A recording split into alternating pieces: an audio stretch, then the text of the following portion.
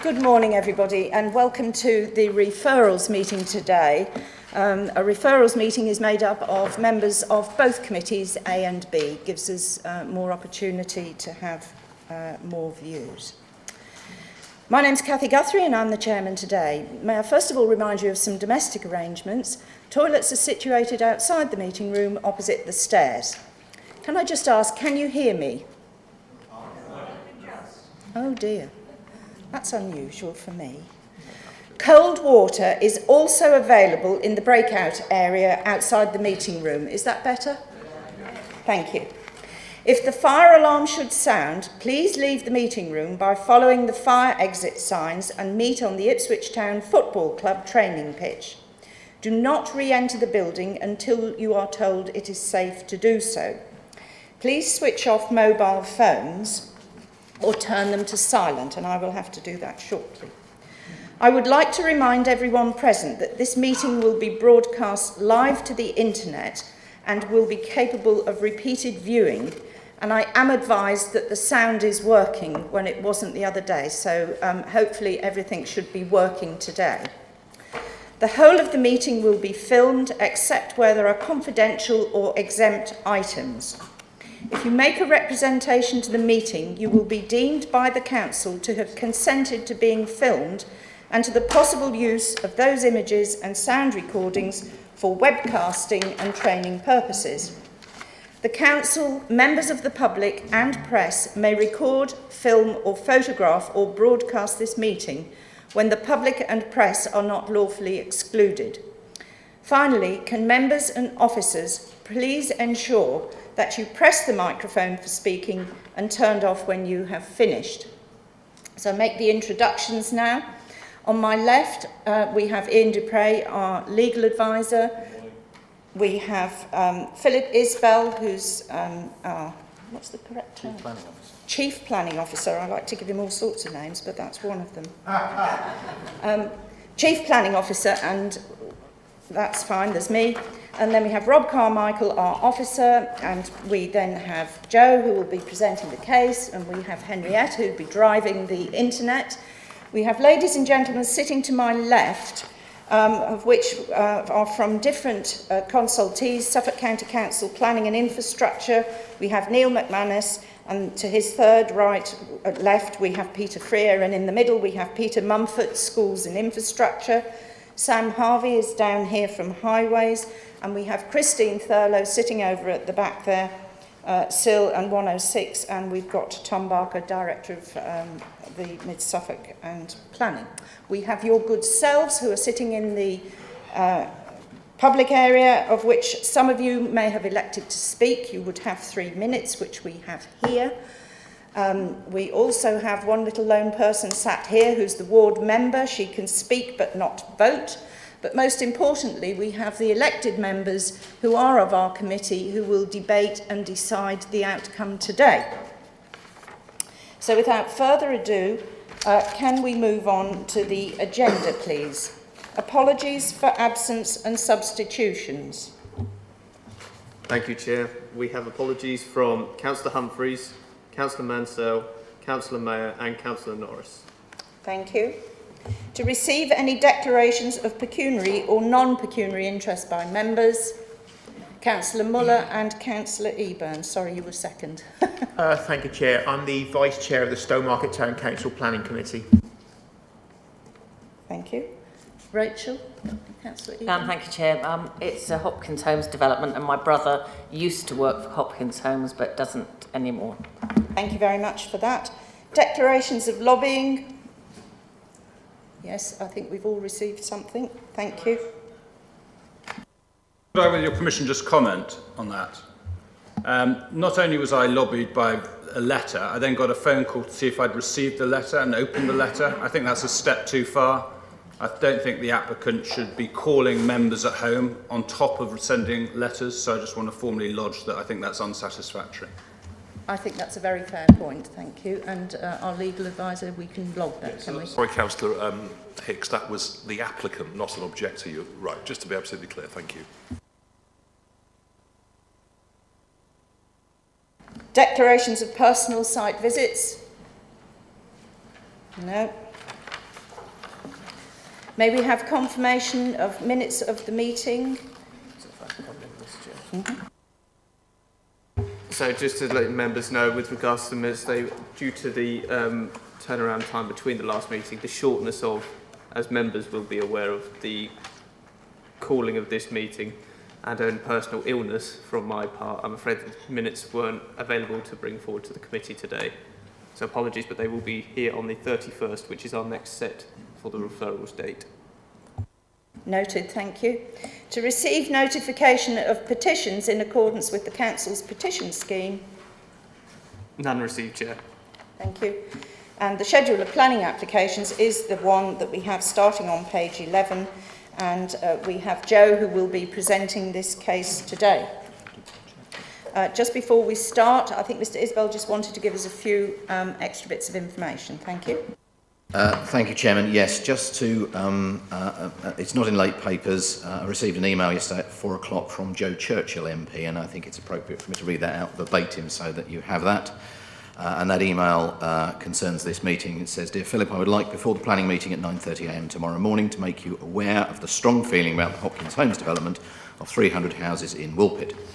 As per my discussions with Susie Morley, leader of MSDC, and Arthur Charvonia, MSDC CEO, last Friday, I outlined to them in the strongest possible terms that planning was of enormous concern to residents in and around Thurston, Woolpit, Hawley, Elmswell, Old Newton and Weatherden in particular. As we discussed, these settlements are on or close to the A14 and therefore understandably attractive to speculative developers. However, I outlined my concerns around land banking and the fact that build-out rates appear not to be in line with planning consents granted. Additionally, the continued lack of clarity over the 5-year land supply is potentially leaving too much scope for self-interpretation. There is also potential for better liaison with Suffolk County Council on infrastructure and arguably more pressure to be applied to developers for infrastructure type and tenure of build. More consideration of the use of environmentally friendly build processes should also be taken into account. It has been noted that the timeline of the planning application and the apparent delay of the neighbourhood plan in Woolpit has led to a breakdown in trust and confidence, something this process is meant to enhance. Further, I note the village, within their neighbourhood plan, has allocated a housing site for 250 homes, and I will be seeking clarity whether, if tomorrow's application is approved, this will be left as green space. I'm sure, like me, you would want this process to be as transparent as possible. Thank you, Chairman. Thank you. Right, we will now move on. And Joe, if you would present the case. Thank you very much. Okay, thank you, Chair. So the application before members today is this outline application submitted by Hopkins Homes in Woolpit to the north of the village. And the proposal is for 300 dwellings and also a site for a primary school and preschool, extension to existing burial ground and cemetery, a village car park, and highway improvements to junction 47 of the A14, along with open space, ecology improvements and other infrastructure. The application is an outline form, but access is to be determined today, and the spine road, which I'll show you in later slides, is a fixed location, and so that would be approved as shown in the plans the members are considering today. So Woolpit is a key service centre in the current Mid-Suffolk core strategy. That looks to direct the majority of new development in the district, so there, housing, employment and such like. This is the site outlined in red. It stands at 23.4 hectares. To the top of the slide you will see the A14 and the historic core Woolpits down here, and we'll go through the constraints in more detail in further slides. So here we are, and we've got a video of the site just to give members context. The video starts here with a green dot on the A14 slip road of junction 47, and we're going to go around the south into the village, around the south site, and end at White Elm Road. So we'll start the video.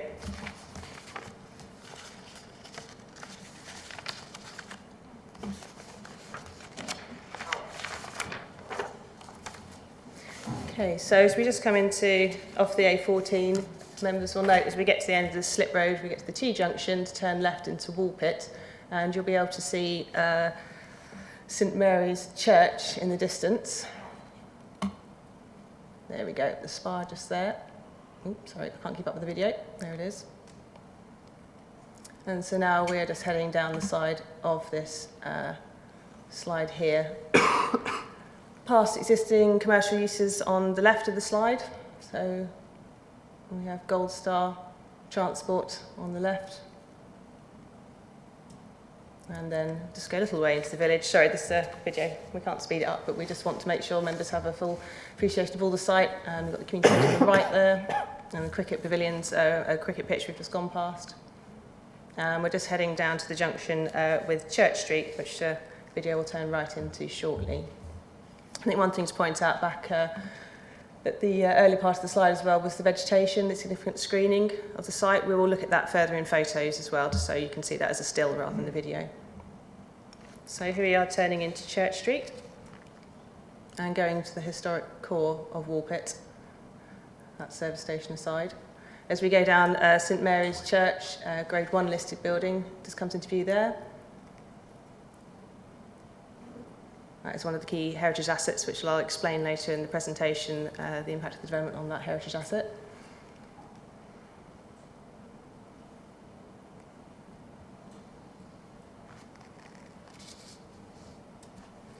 And there are a number of other development sites to the left. Currently one scheme being built out down that road there.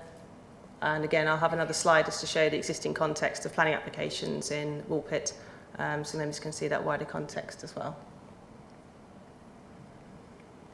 So we're just coming out of the development here. I've got the red dot on the slide in the historic core, and then we, as we move further along, we'll get to more recent modern development, which bounds the south to the site as well.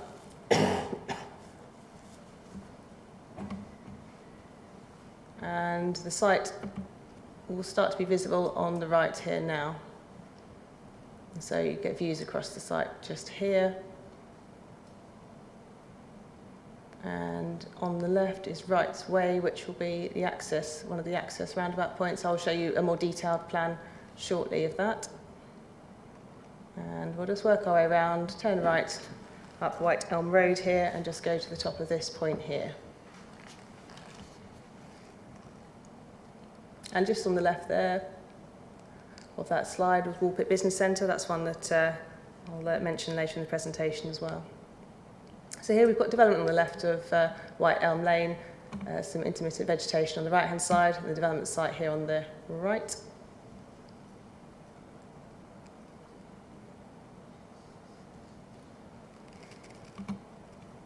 And that will end shortly, and we'll go on to the next video, which is slightly shorter.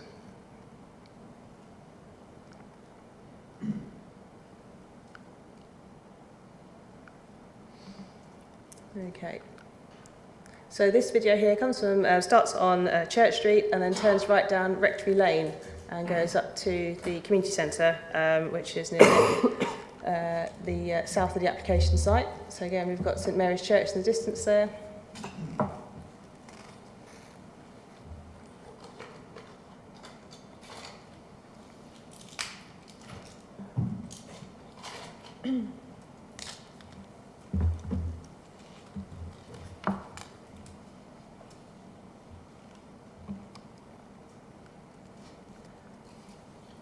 And again, this is some context of the surrounding development to the south of the site, more historic development, also with more modern interventions within the surrounding area as well.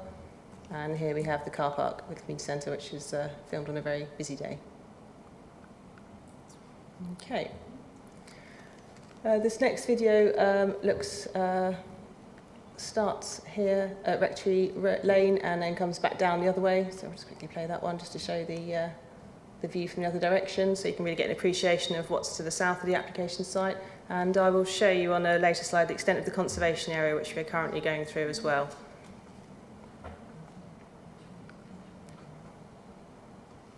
And this, the video here just aims to show the setting of the church. Apologies for the shaky camera angle. I think the intention was just to try and give an appreciation of that church setting and the more modern development, which is also within the setting of that church.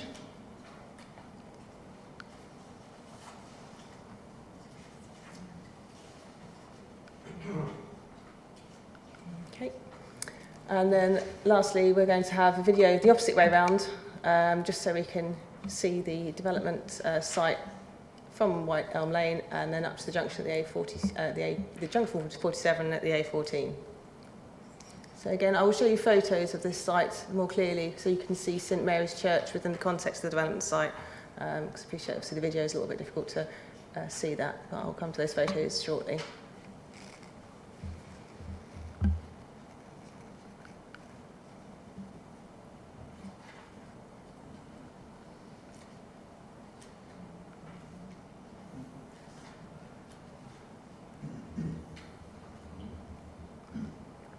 Just while we're here, just to say the Woolpit Business Centre, Business Park is obviously on the right of this video at the moment, as I said earlier, and there is a weight restriction, 7.5 tonnes within the village centre for lorries travelling through.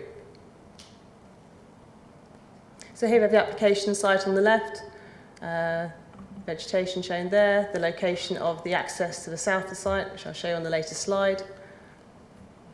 And then we're just travelling back into the historic core of Woolpit.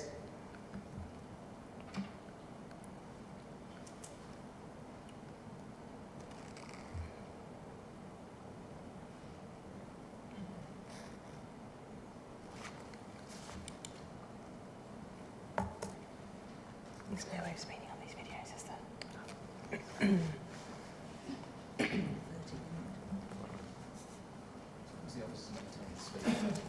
Yes, sorry, the video is a little bit slow, but obviously speed is essential to not break the speed limit. Okay, this is our last video, then we have a little bit of aerial photography of the site, just to show the context of the site and a bit more detail.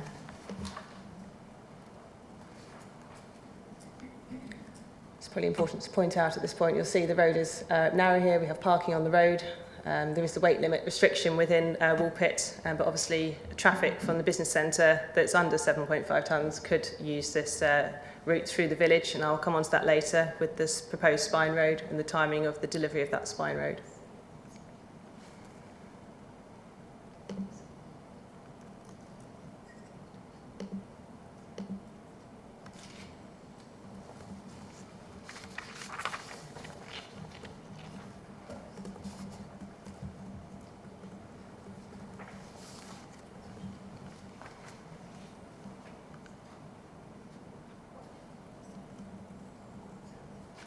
So on the left here we have the cricket ground, sports pitches, and the cricket grounds just to the north of the site.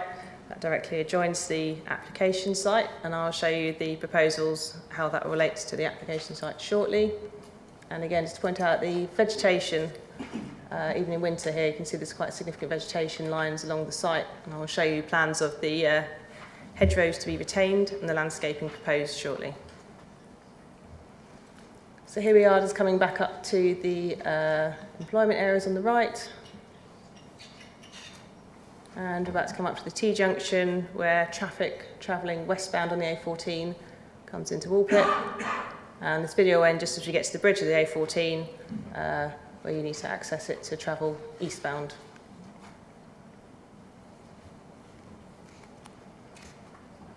Okay.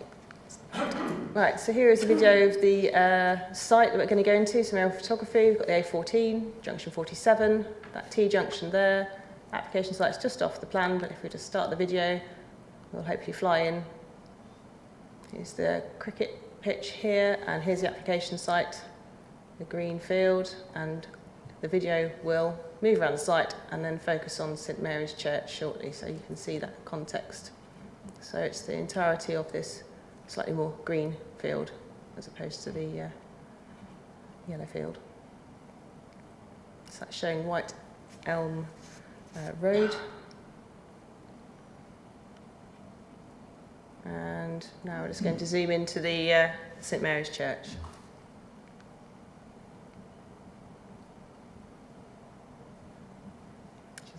There we go. You see the leaded roof there. And also just to point out here, we've also got Grade 2 listed building, Monk's Close, just adjacent to the application site, and as I said, the conservation area extent, which I'll show you a plan of shortly. And then just this video shows the proposed access, Spine Road, where it will come out and how it will relate to the existing Junction 47.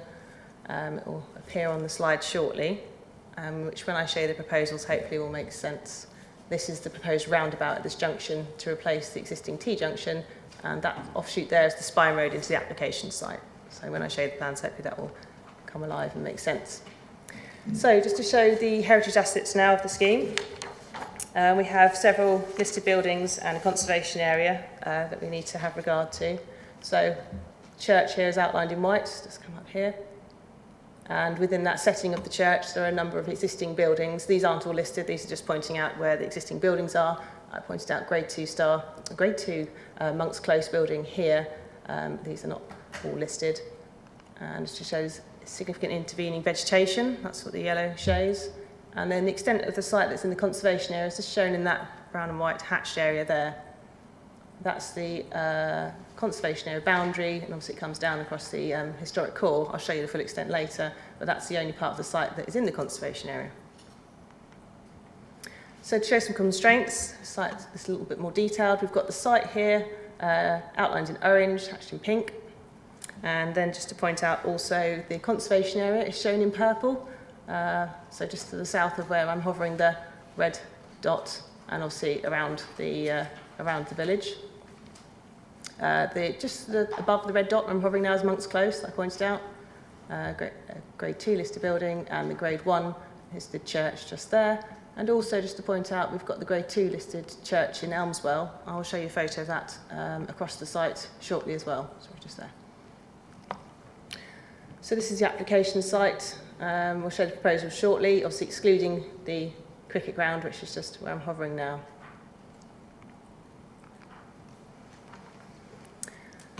This is a plan from our emerging joint local plan. I just want to cover the joint local plan and the Woolpit neighbourhood plan in these next couple of slides. So we've got our application site in red, which forms part of the wider site being promoted in the joint local plan. So we have a proposal for 300 on this red part, but the allocation is for 500 in total. We also have proposed allocations here, where it's been granted outline planning consent and full planning consent here, which is the site that was allowed at appeal. And we have 2 other sites here. We've just also highlighted on this site here, this plan here, that the neighbourhood plan looks to allocate this site and that site. And I'll show you that in more detail in a second. Members obviously need to have caution in how much weight they place on the joint local plan at present, as it is emerging. It has limited weight, but it is obviously a large body of work that looks at the housing requirements across the district as a whole. And there is a large body of evidence on infrastructure that goes in to inform that picture. And the JLP looks to identify the most sustainable sites in the district. It's an exercise to try and find where the best location for growth is, which gives an indication on the sustainability credentials of this site. It's a direction of travel, this document at present, but obviously it has limited weight for the purposes of this decision-making process today. But I just want to point out the evidence behind it, particularly in relation to planning for infrastructure for the planned growth that the council is looking to achieve. Moving on to the Woolpit neighbourhood plan. The neighbourhood plan has just had its submission consultation, which closed a couple of weeks ago, and the timetable is looking next to move to examination. At present, in planning terms, the neighbourhood plan has limited weight. Now, this doesn't disregard the amount of work and effort that the group bringing the plan forward has to put into that, but we just need to be mindful that in a planning legal sense, we can only give it limited weight at present. That doesn't disregard the work that's gone into it. Like I say, it's just the way we have to legally interpret that plan at present. Once an examiner's report is received, then we'll have more significant weight. So just to run through the allocations, obviously the site we're looking at today, it's not put forward in the neighbourhood plan. There's one additional site here for 40 dwellings, an extension to Woolpit Primary School, which the joint local plan is not looking to allocate. But then the other 2 sites, which I pointed out on the other slide, they are the same as the emerging joint local plan. There are also some issues which members will see in late papers. The council has responded to, or officers have responded to the Woolpit neighbourhood plan, raising issues with the housing requirement identified in the Woolpit neighbourhood plan.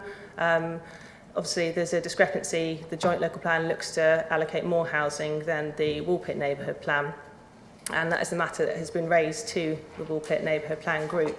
But just to point out that there is that issue at the moment, discrepancy between the two, and that's a matter that will play out through the examination and isn't for us to discuss in determining this planning application today, but just to draw members' attention to the inclusion of that document in the late papers.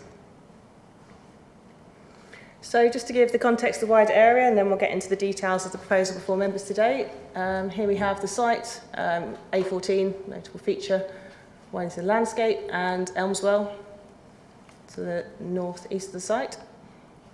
And here we have just a bit more annotations of the site, the context. I think I've probably discussed most of these streets. So we had Rectory Lane, we saw videos up and the street, and then we went up to White Elm Road, and here's the business park that I referred to. And obviously industrial estate here, which the planning permission was issued in 2019 for further industrial land here, and then over to Elmswell. And we have the 1088, the road that comes down through past Woolpit. So here is the proposed land use. It's obviously outline stage, so indicative, but this parameter plan would be broadly adhered to in the reserved matters stage. I'll just quickly run through it, but there's better slides that show it in more detail. So we have the residential in pink, open space in that bluey colour. Here we have the extension to the existing burial cemetery ground, which follows the extent of the conservation area. Here we have open space, which is looking to be transferred to the cricket club. And here we have the village car park, which is just highlighted in green. And here we have the spine road, but I'll show it to you in the later slide as that shows a little bit more detail.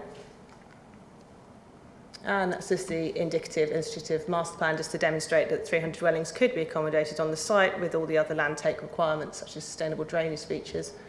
And the primary school site, which is 2.2 hectares, here. So just to go around the plan in a little bit more detail, we have in the northwest plan, surface water features here and here, open space indicated. And this is the junction, the new roundabout with rights way just to the south for the access. Here we have in yellow the school site. So the proposal is obviously to secure land for the school, and that would be brought forward by the county council and its partners as and when needed in their timelines. But this application would look to secure that land and to enable that to happen if needed. And here we have the open space, car park, and the burial ground extension again. So the spine road, this is the blue dotted line. This would be fixed. So this is the proposal that members would be approving today should they go with the recommendation. This spine road here, connecting the site. And just to show a little bit more detail, obviously there's a new roundabout going into the existing junction, just to upgrade that junction. And here is that junction in a little bit more detail. Now the timing of this infrastructure, the County Council have requested that this is provided prior to commencement of any development on site. And this is the intention of this would be to ensure that construction traffic from this site don't have to negotiate the historic core of Woolpit, and that can automatically access the A14 with this new roundabout going in. This is a significant benefit of this scheme. This would also provide access for Woolpit business parks to avoid using the historic core, because the issue we have at the moment in Woolpit is if you want to get onto the A14 to go eastbound, you either have to drive through the village historic core, or you go north and cross over the A14 and then come back onto it the other from the north-hand side, north of the A14. Both are convoluted, and obviously there is a traffic regulation order restricting heavy vehicles going through Woolpit village. So this spine road would be a significant benefit to the existing traffic flows within the village. So here's some dots just showing if you're travelling from Elmswell into the new development, that's the route you would take to the new roundabout. Sorry, not Elmswell, sorry. This is the road when you're coming up from the A14 slip road. So if you're coming from the A14 travelling westbound and you want to come into Woolpit, you will come up that road and you can go south down into Woolpit that way, or into the spine road, which is where the dot just went. And if you're coming out of the Spine Road application site and want to go to the A14 eastbound, that is the direction that you would travel. So just looking at the access in more detail, just showing where that roundabout is to the south west of the site. And that just shows it, the highways proposals in its entirety. So moving on now to open space and landscaping. This just shows the proposed development with sightlines of the church. I'll show you some more photos in a moment to show the existing sightlines of the church, but I think it should be noted that there are no public access, public rights of way within the site at the moment. And so views of the church from where I'm hovering here aren't readily publicly available at present, but as you'll see from the photos, you do get views of St Mary's Church when you're on White Elm Lane. But the development has been purposely designed to ensure there is a good gap between the development to provide those long-range views to the church so that it isn't completely interrupted by the proposed development. I think it's important here to note that obviously as we get into the heritage harm, understanding how development impacts on the setting of listed building, it's not just whether you can see the listed building. That's not just the thing that defines the impact. The setting of a listed building is much more. It's about how the listed building relates to its context, its landscape, and at present, St Mary's Church is obviously tightly bounded by development to the south, historic development as well as more recent development. But to the north, it has had a slightly more agricultural setting, although there is some intermittent development, which I'll show you shortly on the slide. All of the heritage assets that I noted earlier, St Mary's Church, St John's Church and Elmswell and Monk's Close and the conservation area, the conclusion is that there would be less than substantial harm to the setting of these listed buildings by the proposed development. I'll just run through those a little bit more with the photos, and we'll weigh that harm against the public benefits when we conclude on the recommendation. So just to go into a little bit more detail on St Mary's Church, here it is shown in white with the application site boundary just shown partly there in red, so application to the north. And just to also refer to Ladies Well, the scheduled ancient monument in Woolpit, and here we've got shown in red the appeal site which was dismissed at appeal by an inspector. This application site is much further away from Ladyswell and the immediate setting of Ladyswell than that previous dismissed site. So I just wanted to give that context in relation to previous cases in Woolpit. So here we have the church, Grade 1 listed for very good reason. And one of the key reasons, the double hammer beam angel roof inside the church, which is a very good example, preserved. A rare example. And just some more of the details within the church. So just moving on to the plans again, there's a little bit more information on character and density that the applicants have submitted. Here they show the different character areas, just noting that obviously around the Spine Road there will be a certain character with slightly denser development, and then the country edge just respecting that more rural development with open space, just pulling the development back from the site edges, and a lower density scheme. I'll show you the densities on the next slide. And then just in the pink, the village greens and open spaces. And so here we have the density. Again, blue is the lower density of 20 to 30 dwellings, particularly down here. That's lower density next to the existing development. And we have slightly more higher density moving into the site. And then when we're in the centre of the site, we've got the 35 to 45 dwellings per hectare. Just to look at the hedges on site, there's a few slides just to show exactly what's there at present. But I think the key point to get across here is that there is some hedgerow loss on site, but the majority of hedgerow loss is species poor, and there is a net gain provision of hedgerow, which will be species rich. So whilst some hedgerows are being removed, the overall there'll be overall net gain of a better quality hedgerow by replanting on the site. So we'll just run through exactly. This is pre-development, existing hedgerows, and we've got species rich in yellow, species poor in pink. And then we've got the facts and figures of what's to be retained and what's to be planted. but the overall figure is the total planting will be better than the current offer. So here we have in yellow the new hedgerow planting. I think the next slide just shows a little bit more detail. Oh, here we go. We fade to the aerial photography to show what's there now. Cricket pavilion, pitch, and then existing hedgerow. And then to show this is new hedgerow to be planted. And this is the lost hedgerow here.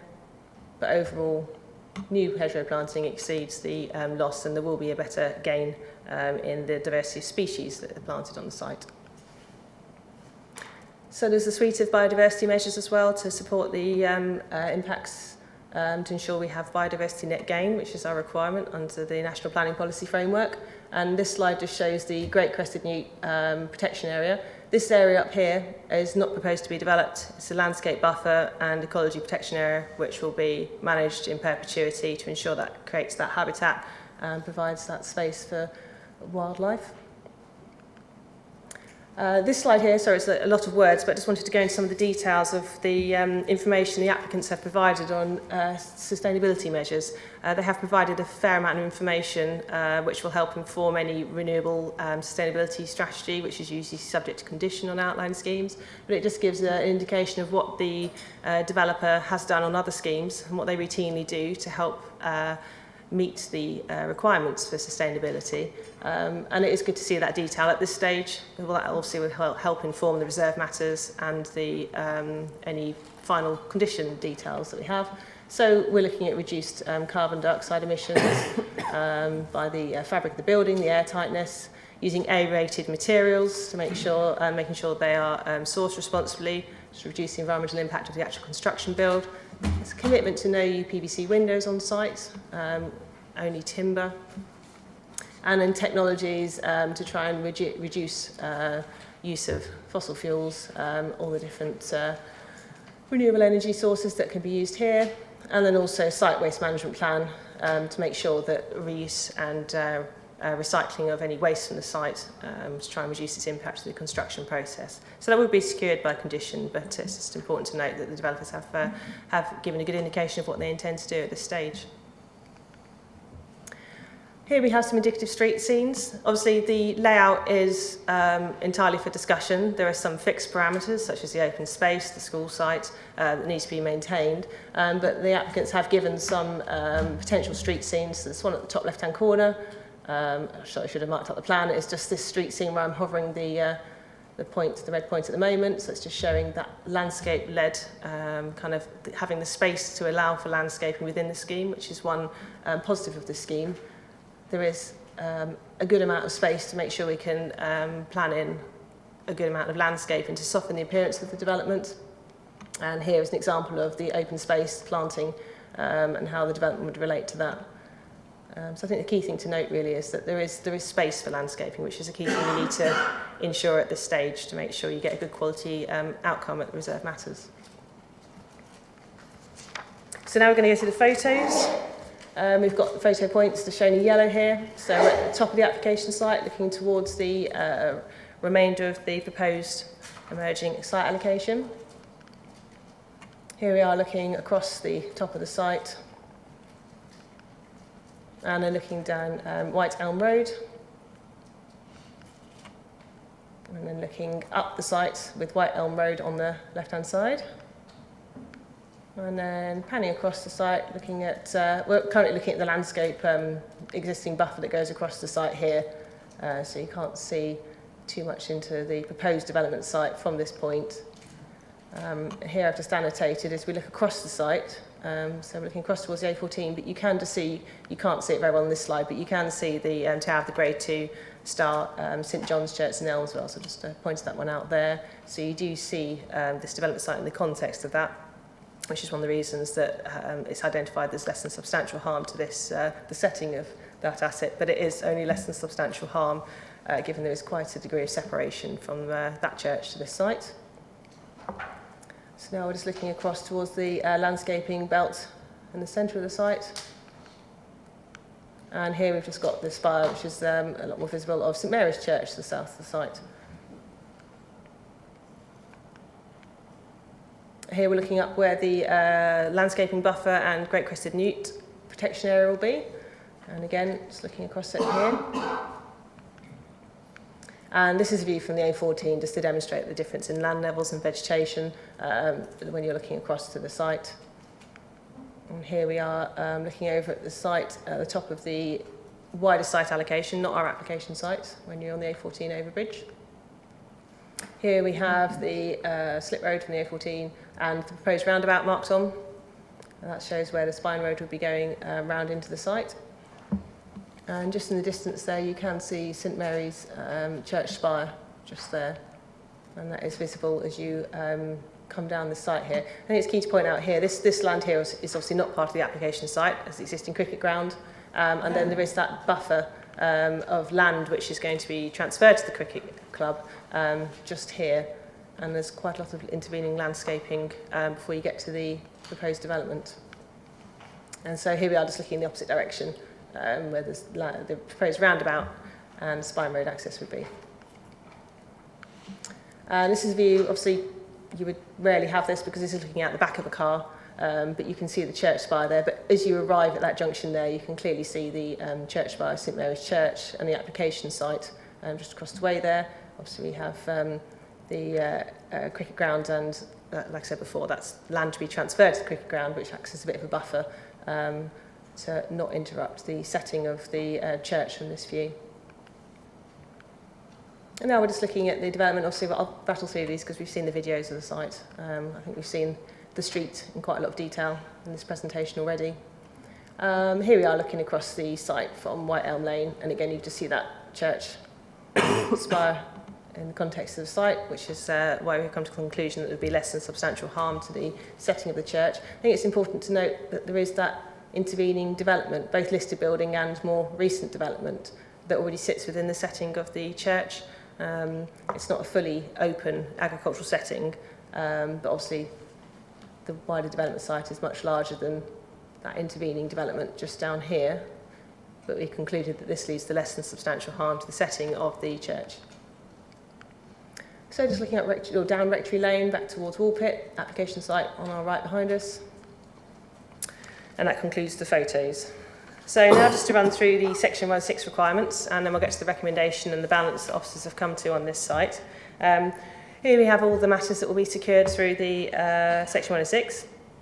We have affordable housing at 20%. This is lower than the 35% required by policy, but the applicants have gone through a viability exercise which we have had reviewed by the district valuer, and it's considered that the scheme is not viable at 35% affordable housing. There is obviously a significant piece of infrastructure going in with the spine road, and there's a commitment to provide that prior to commencement, which is a good benefit of the scheme, but that obviously does impact on the viability of the scheme, as we have seen through our work with the district valuer. Go back again. Other matters to be secured through the Section 106, contribution to the land acquisition and build costs of the primary school. Obviously we have land being secured for the primary school, but this development would need to secure places pro rata for any school children it generates, so that has been secured. And also contribution for early years at the same primary school. And the land of 2.2 hectares, which is acceptable to the county council as a school site to meet the required planned growth in the area. Also, we'll secure the open space, and the village hall car park will be secured in Section 106, the burial ground extension, and potentially the bus stops will either be secured through the Section 106 or SIL, but there will be securing enhancements to public transport through that mechanism. And also one scheme that I should have mentioned earlier was the footway cycleway contribution. So the applicant has indicated, and the County Council have requested through condition, that a footway cycleway is secured from the spine road of the development to the roundabout with the 1088 on the north side of the A14, and that's to make sure that there can be good access as towards Elmswell through pedestrian and cycle links.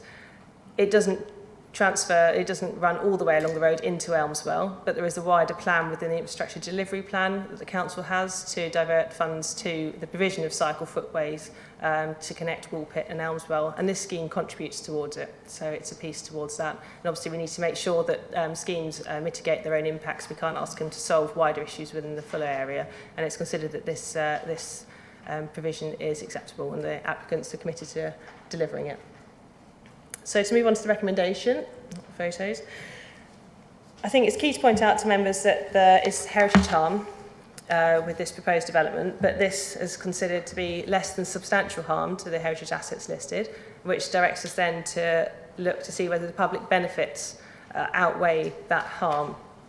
Now this site, the benefits include provision of housing, the infrastructure, the spine road, which will be delivered at a very early stage, which will help the existing traffic issues and take that traffic from certainly Woolpit Business Park out of the village, directly deliver it to the A14. There's also the issue that one of the key benefits of the scheme is the location of this development. It's within a sustainable transport corridor, and whilst it doesn't have a train station at Woolpit itself, it's in close proximity to Elmswell, so the overall need to travel is reduced by developing this site, and if compared to if we were developing, say, a site much further away in the district. Appreciate that there's not a footpath cycleway exactly into Elmswell now, but it is close, so that the need to travel by private car to sustainable transport corridors, such as the train station, is reduced compared to other sites. So it is a very good location, which is one of the key benefits of this site as well. We're in the situation where we've got out-of-date policies, so we have to make the judgment as to whether the benefits of this scheme outweigh the adverse impacts. For all the reasons that I just outlined, we consider that those benefits of the well-located development, the delivery of a spine road at an early stage, they all assist in helping those benefits be identified, and also the fact that this site can provide a school site, which is required for the wider planned infrastructure in the area to help the council deliver that plan-led growth once we get to the point of adopting the joint local plan. These are all very significant benefits in this site, which are considered to outweigh the harms of the heritage impact, the loss of the high-grade agricultural land, and the landscape impacts, all which are outlined in the committee report.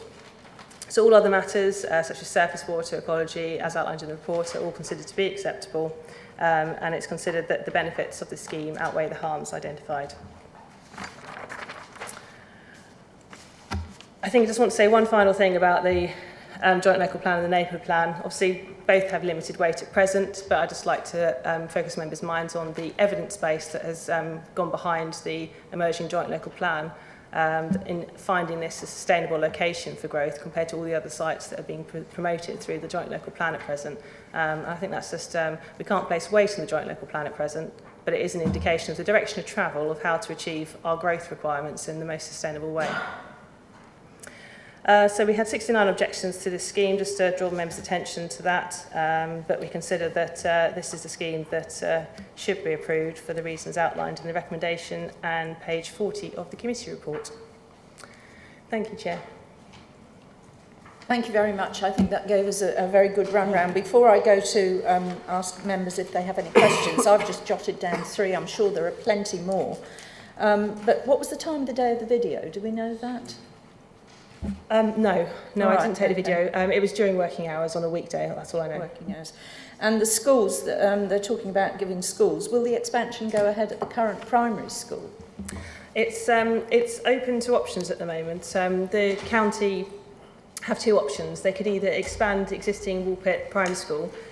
At present, our infrastructure delivery plan identifies the site as landlocked, but there is a planning application in which is looking to gift land to the school to be able to extend. That hasn't been determined, so we can't place any weight on that coming forward at the moment. So we have 2 options. If that all works out, Woolpit can be extended, but also this does give opportunity for a new school in Woolpit, should it be required, but also I think Neil may be able to explain exactly what the county's strategy is further, but it certainly gives the option, this school site and this proposal. And if the other site is expanded, what would happen to this site, proposed site?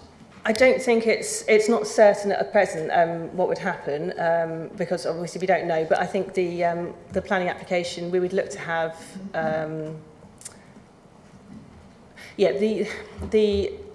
this currently shows a school site. If any alteration were to come in, it would need to be subject to another planning application because it only has consent for a school site. And just one final thing, as I say, there'll be lots of others, I'm sure. The car park that's being suggested, how many spaces is that likely to provide?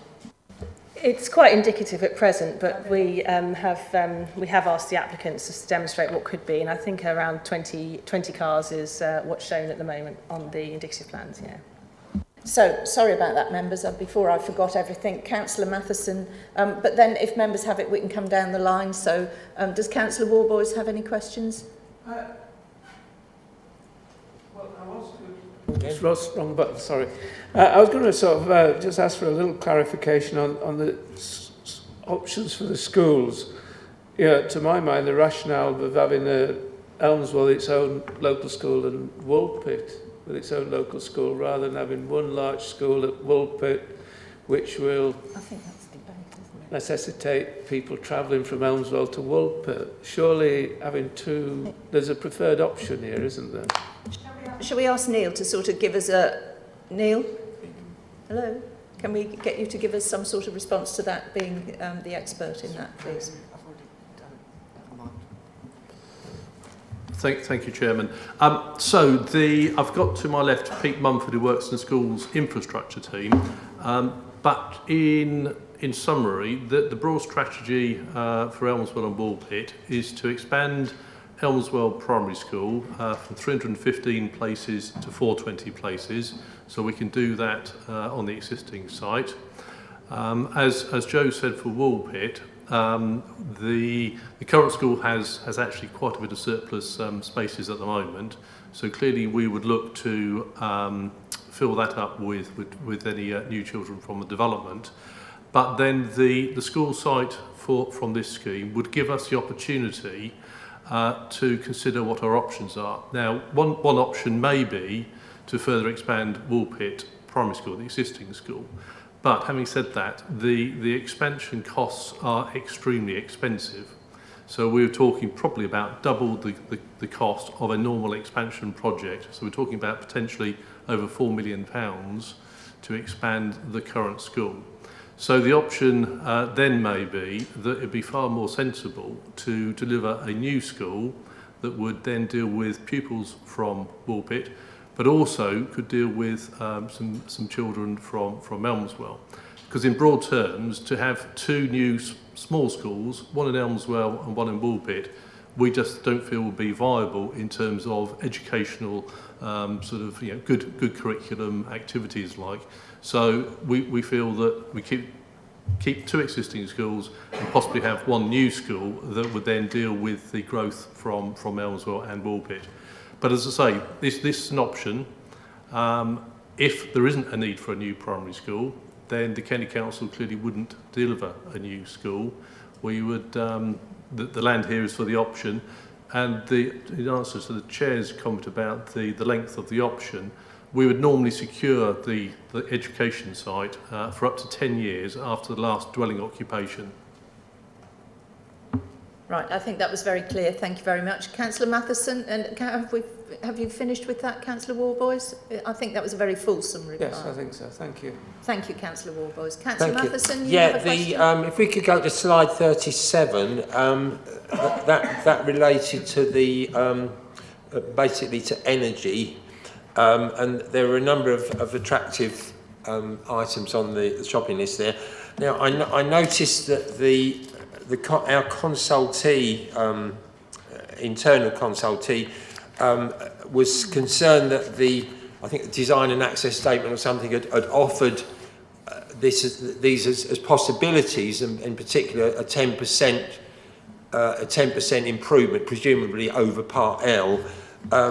So you said in your presentation that that slide would be secured by condition. So is that, we're now saying we will definitely get it rather than they'll try and get it? I think all we can say at present is that's the strategy, but then we need to get the details through that. So we need to ensure that they meet the requirements of our policies, and obviously that's that 10% improvement. But it would finally be secured by the condition. I think this gives a good indication that they're committed to it, which is the point I was trying to make with this slide. Thank you. I don't think you've had the answer to the question, Councillor, so I don't think we need to debate it. That's the answer at the moment. Councillor Turner, do you have any questions for clarity?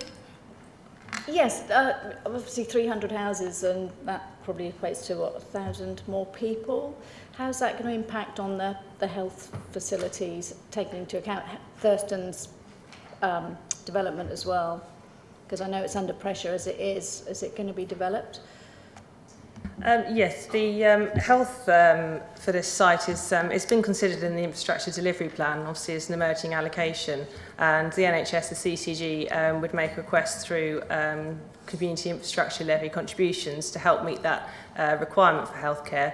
But it's identified in the infrastructure delivery plan, which has been developed through discussions with the CCG, that this development, it could adequately mitigate its impacts by that SIL contribution, and that would go to where the NHS would need the funding to provide that healthcare. So whilst we don't have the exact strategy ironed out at present, although the infrastructure delivery plan does identify the doctor surgery that would take the people from this development, and there's not any identified funding gap, it's certain that it could be committed to and provided. So we're happy that healthcare needs of the future population of this development would be adequately met. Thank you. Councillor Carter, any questions for clarity? No, thank you. Councillor Muller, thank you. Thank you, Chair. Can you please confirm whether the proposed foot cycle path will be built at the same time as the spine road and the roundabout at the top of the slip road off the A14, please? Certainly, just bear with me 1 second. I just need to quickly check my file. Well, we do have Sam here as Yeah, well, Sam who's may nodding her remember head slightly. off the top of the head. Is it prior to commencement, the delivery of that footway? What one that goes to the roundabout? Yeah. It all depends if it's 278 or 106 contribution. Mm-hmm. Could you just repeat that? Thank you. It will depend on if it's a 278 or a 106 contribution. That's what the delivery is, but it's purely dependent on that. Yeah. But the condition that we would put on this planning application is before first occupation of any dwelling, that footway shall be in place, so it would certainly be in place for that. Councillor Field, any questions for clarity? No. Councillor Eburn? Yes. Thank you. Thank you very much, Chair. I've got 3 questions, if I may. Firstly, the site's on a hill, and I understand there's some key views from the neighbourhood plan group, and I just wondered if you could confirm what those are. Secondly, can you confirm the distance to the GP, to the surgery from the site? And thirdly, I'm just concerned about this viability and 20% affordable, which is and does that viability assessment include the site for the schools? So, for example, if it wasn't there, would the viability assessment have changed? Thank you very much, Chair. Okay, thank you. Yeah, the neighbourhood plan, if I try and find the slide for the key views. Yeah, the site is slightly sloping. When you're travelling along the street, the site does fall away from you when you're on that road. There are key views, but I think the assessment of the landscape impact that has been made through the planning application, as you'll see in the report, the landscape impact is considered to be largely contained to some key receptors around the site. The site isn't highly visible to the surrounding area due to the intervening vegetation, but there are certainly receptors that will see the change in the character of the site. Let me just find the neighbourhood plan. Yep. Yeah, Chairman, if Joe keeps on working on that, I mean, there are, as I understand it, in the neighbourhood plan document as it presently stands, there's 3 key views, B, G and D, as I understand it, and perhaps it's best if I... Oh, there we are. Yes, obviously in the emerging neighbourhood plan here, we've got some key views across the site. Just looking here, obviously it's open nature at the moment, and that the development would impact on those views. But as I mentioned earlier with the landscaping slide, the development is looking to be low density around the edges of the scheme, and have quite a sufficient amount of landscaping just to soften the impact. So they are key views identified in the neighbourhood plan, and they have been considered through this planning application proposal. But consider that the proposals that are on the table show that whilst the views, they would be impacted, it's not to an unacceptable degree. The distance to the GP surgery, I'm sorry, I don't have the precise figure. I'm not sure if anyone else... oh, lovely, 3/4 of a mile, I'm advised by Sam. And regarding the viability, it's a very good point about if the school site is not required and that land is released at a future date. Any Section 106 agreement, the affordable housing part of that agreement would have a review mechanism in to make sure that the viability is reviewed as the development goes ahead. Obviously, we would try to look to increase the affordable housing offer if for any reason that school site doesn't come forwards. I will go to Councillor Haddingham and then come back to Councillor Field because he's thought of something. Thank you, Councillor Haddingham. Thank you. The footway and the cycleway, can you show where that goes on the map? Thanks. And also the width of the pavement. On the video we saw, I think it was someone jogging, but the pavement looked very narrow. Can you just tell us how wide that is?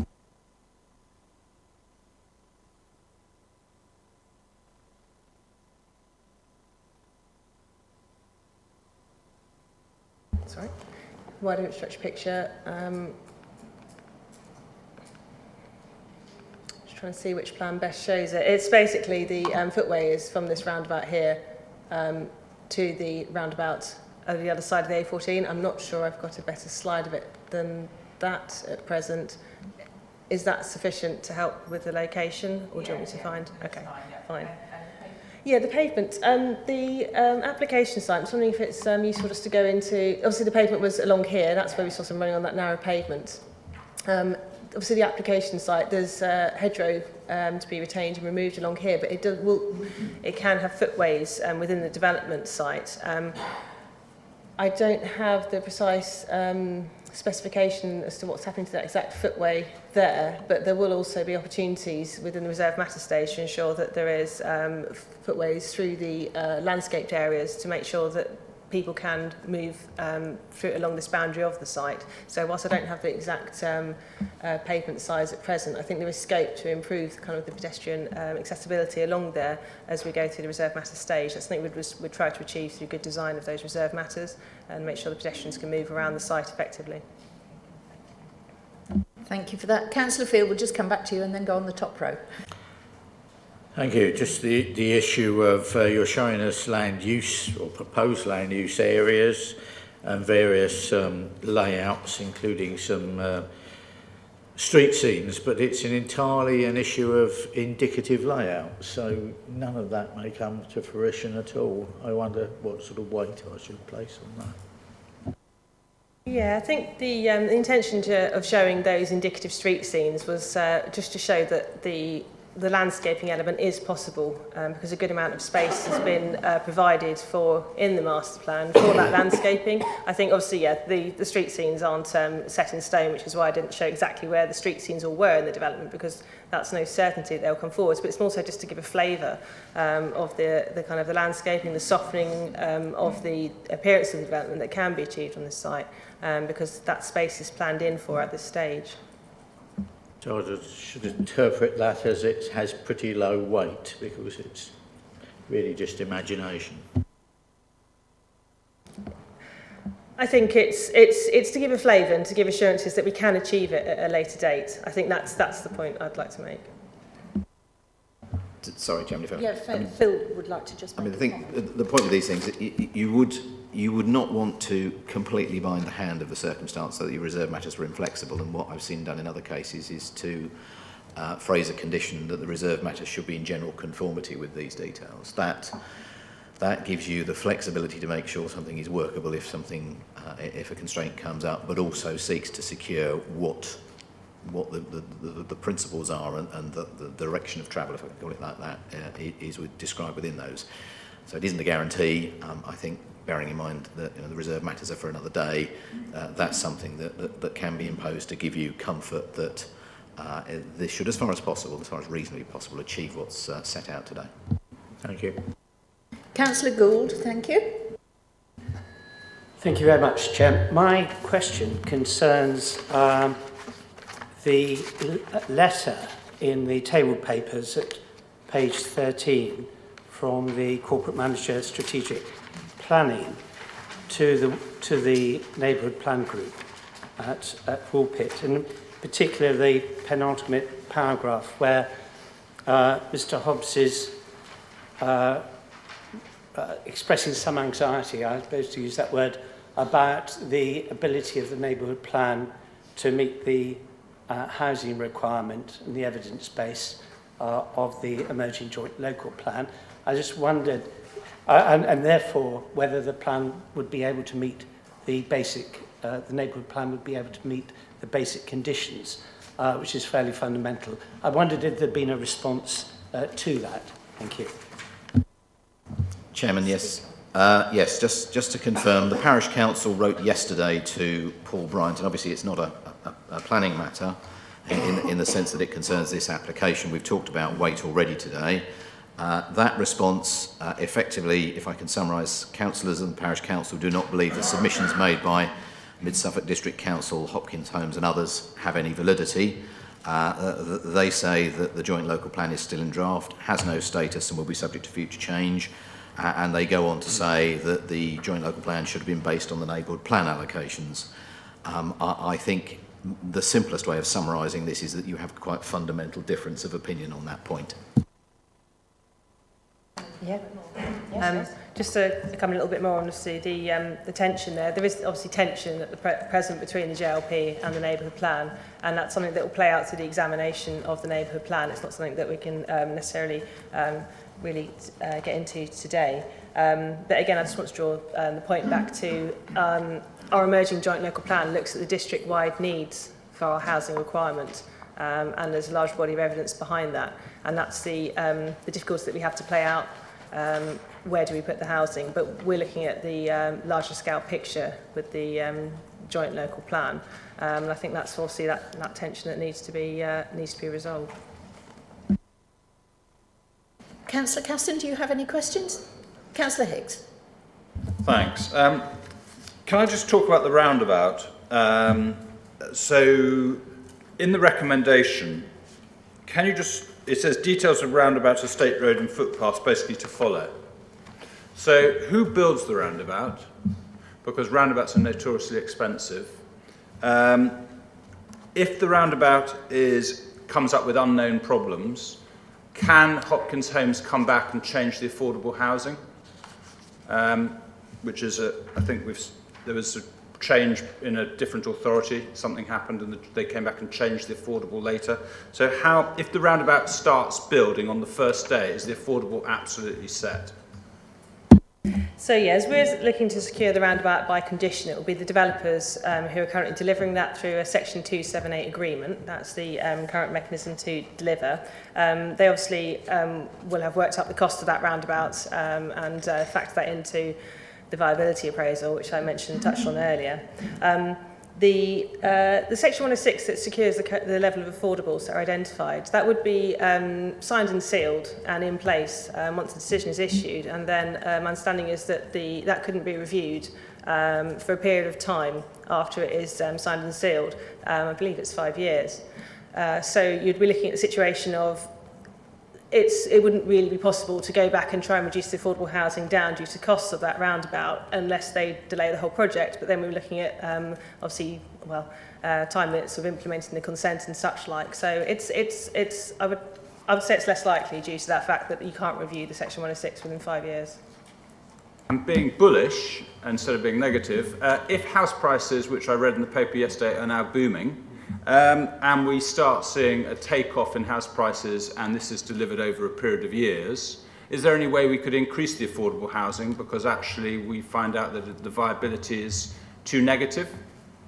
Yes, we are looking at putting a review mechanism in the Section 106 because we're not policy compliant. So there would be a review mechanism to routinely review the profitability of the development and then claw back any money into the affordable housing. Yeah.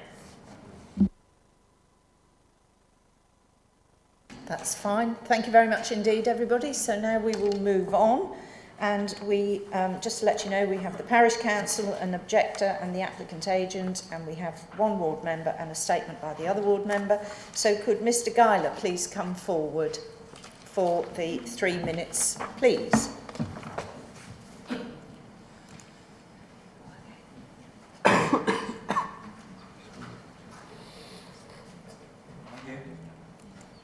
Yes, yes, wherever you like. There's microphone comes on, take your seat, put the microphone on, and that would be fine.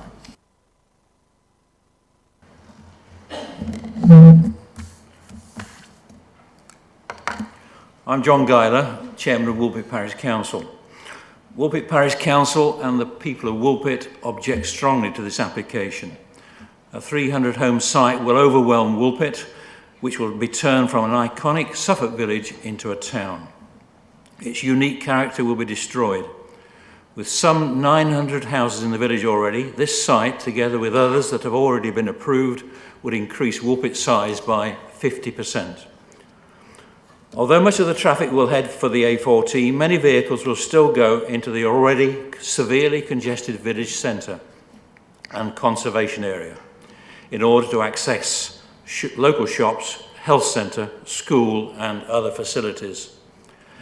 This site, together with the adjacent field under the same ownership with plans for 200 houses, results at 500 homes as the largest single site in the draft joint local plan.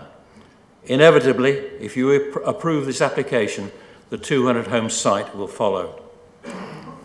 The housing spatial distribution proposed in the draft joint local plan is contentious and has produced many objections.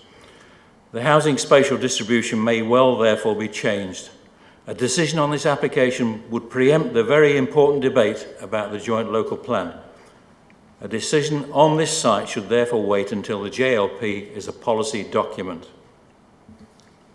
Woolpit Neighbourhood Plan is nearly complete. It went for public examination on the 7th of February and should be made by early summer. This application site is not included in the housing sites that are proposed by the plan. Although it was considered for inclusion, it was overwhelmingly opposed during public consultation. With the neighbourhood plan so close to becoming a crucial planning document, the application before you should not be determined until the plan is made. This is such a significant site within both Woolpit and Mid-Suffolk that a decision on its future should not be made without members of this committee making a site visit for themselves to see the impact the number of houses will have on the community. I should point out, Chairman, that the video you saw in the presentation is not typical of the congestion you see in Woolpit Street. You will have seen that Green Road is closed on that video. So the amount of traffic in the village was much reduced. So don't be misled by the lack of traffic in the village on your video. Another point I'd raise, slide 58 contains an error. The car park is not for the village hall as stated, it is a car park for the village. It's not a village hall car park. That's on slide 58. Thank you. Thank you very much. Do members have any questions for Mr. Geiler? Yes, Councillor Eburn, thank you. Thank you very much, Chair. Just with regards to the primary school, there's some debate around whether the existing school is due to be expanded. Could you enlarge on that, whether you've had discussions about the expansion of the existing school?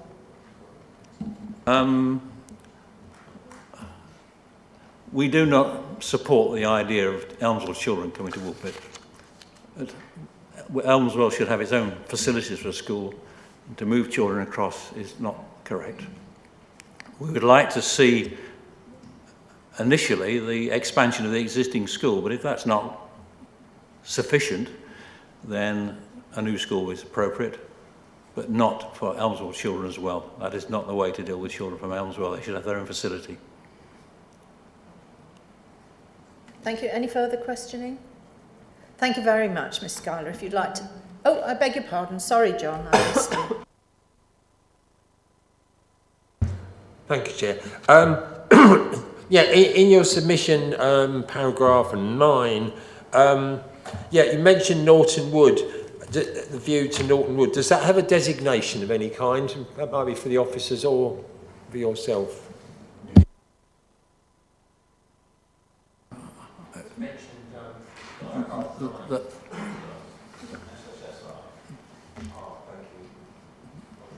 Sorry, do you have an answer to that? It's not something that was in any submission I made.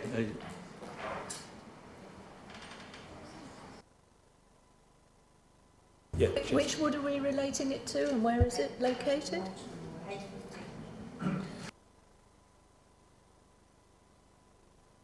It's associated with the view across to Elmswell Church, and then Norton Wood, it sits behind, in the background behind that. And I'm hearing behind me somewhere that it's an SSSI, in fact.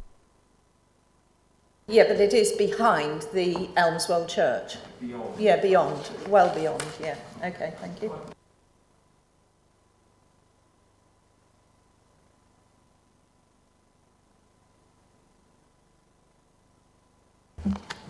And what was exactly was the question? Was it for the officer or for Mr. Guyler? I'm sorry. Yeah, well, it's in the parish's submission. Yeah, but so what's I thought the to ask question? him. We've answered it anyway. Oh, right. Okay, right. Thank you. Well done. Okay, if you now would like to return to your seat. Thank you, Mr. Guyler. Thank you very much. We now have Mr. Moorhood, please. If you'd like to come forward, thank you.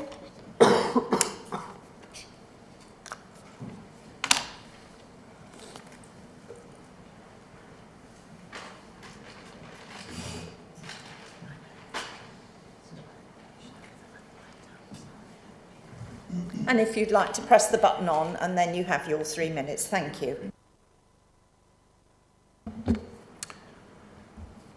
Richard Moorhood. I'm a Woolpit resident and I'm chair of the Neighbourhood Plan Steering Group. I object to this proposal on many counts, but I will focus on 3. Firstly, notwithstanding any mitigation offered by the developer, there will be an unacceptably severe negative impact to the setting of Woolpit's conservation area and Grade 1 listed church. The view of St Mary's Church and its landmark spire from the direction of White Elm Road and the A14 bypass is at present unimpeded. A development of this size in this location will damage the setting irremediably. The NPPF has a section on this, paragraphs 189 to 192. Next, Woolpit Neighbourhood Plan's landscape appraisal by consultant Alison Farmer stresses the sensitivity of this site and its importance in defining Woolpit's character and rural setting on account of both outward and inward views across this area. She also emphasises that care should be taken to keep new development close to the existing edge, that is, along Bury Road only, and to retain open fields between the settlement and the A14. My third point, as chair of Woolpit's Neighbourhood Plan Steering Group, I've been privileged to carry out over 3 years of consultations and evaluate the clearly expressed wishes of the residents and other stakeholders. 98% of respondents to our questionnaire want to protect Woolpit's historic heritage and its village character. Councillors, Chairman, I have not heard yet that the letter and spirit of the 2012 Localism Act are dead. The prerogative of deciding that question, if it is thought necessary, lies outside the remit of this committee hearing. I'd like also to point out, in addition to what Mr. Guyler said, there are other misrepresentations in the planning officer's presentation. She spoke of Elmswell Station being conveniently close and would help to encourage sustainable transport to work and other places. I would have to point out that there is very little parking at Elmswell Station. And Mr. Geiler, I'm going to have to ask you to wind up, please. I am winding up. As she also made clear, there will not be a continuous footpath and cycleway, in spite of what Hopkins may provide, all the way to Elmswell and its station. And Thank there you. are You must now also conclude. very few buses. How are they going to do it? Thank you very much. If you'd just like to stay there, I'm sure that the members will have some questions and you'll be able to amplify some of your points. So, yes, Councillor Hicks, thank you. The cycleway you've just talked about, so how far does it go to the railway station? As I understand it, but you need to talk to Hopkins, they will provide a footpath and a cycleway to the bridge over the A14. On the other side, there is nothing. There is no footpath alongside the road, so it is clearly not safe to walk to Elmswell. There's no cycleway. There's no cycleway all the way either. from the other side of the bridge. No. Thank you. Not at all. Can I just ask Sam, I think on other applications we've had from Elmswell, there have been proposals to assist with that. Are we any closer on that? Could you help members to say how that joined up bit might get there? Thank you, Chairman. There are requests for Section 106 contributions to bring this to fruition from other developments. There's also a desire from our local transport plan to be able to make funds available to be able to bring this forward. Also, Sustrans as well, they have contributions to put towards the cycle link. Councillor Hicks, has that answered your question? Do you have any further questions? All the way to the train station. Yeah.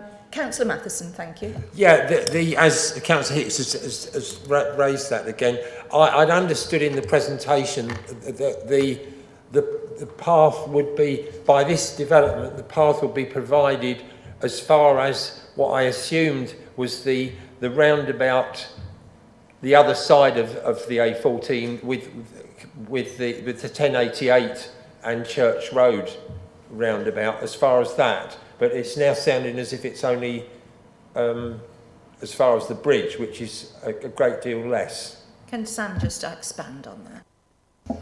We've requested that they contribute or they deliver by building under Section 278 to the roundabout that's existing on the Elmswell side of the A14. Thank you for that. Is there any scheme for how it's going to cross the 1088? I mean, I've cycled this a few times. This will be part of the future contributions from the development, as I said before, from other developments or from the Suffolk County Council or Sustrans. But at present, we've just asked for at that roundabout because we felt that was fair and proportionate for the size of the development that's coming forward. I don't think we need any more debate. We've got the answer to the question, and how it crosses will come at a later date, I think, Councillor. I'm curious too with you on that one. Any further questions? No? In that case, Mr. Moorhood, thank you very much for your time. Thank you. We now move on. We have Mr. James Afflett and Simon Bryant, who are applicants or agents, and you have 3 minutes, please.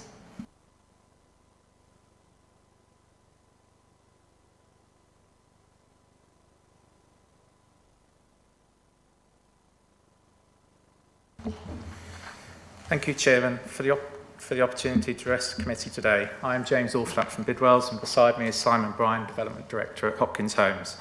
I would just like to say a few words about the scheme, which, if permitted, will deliver much needed housing which respects local housing need.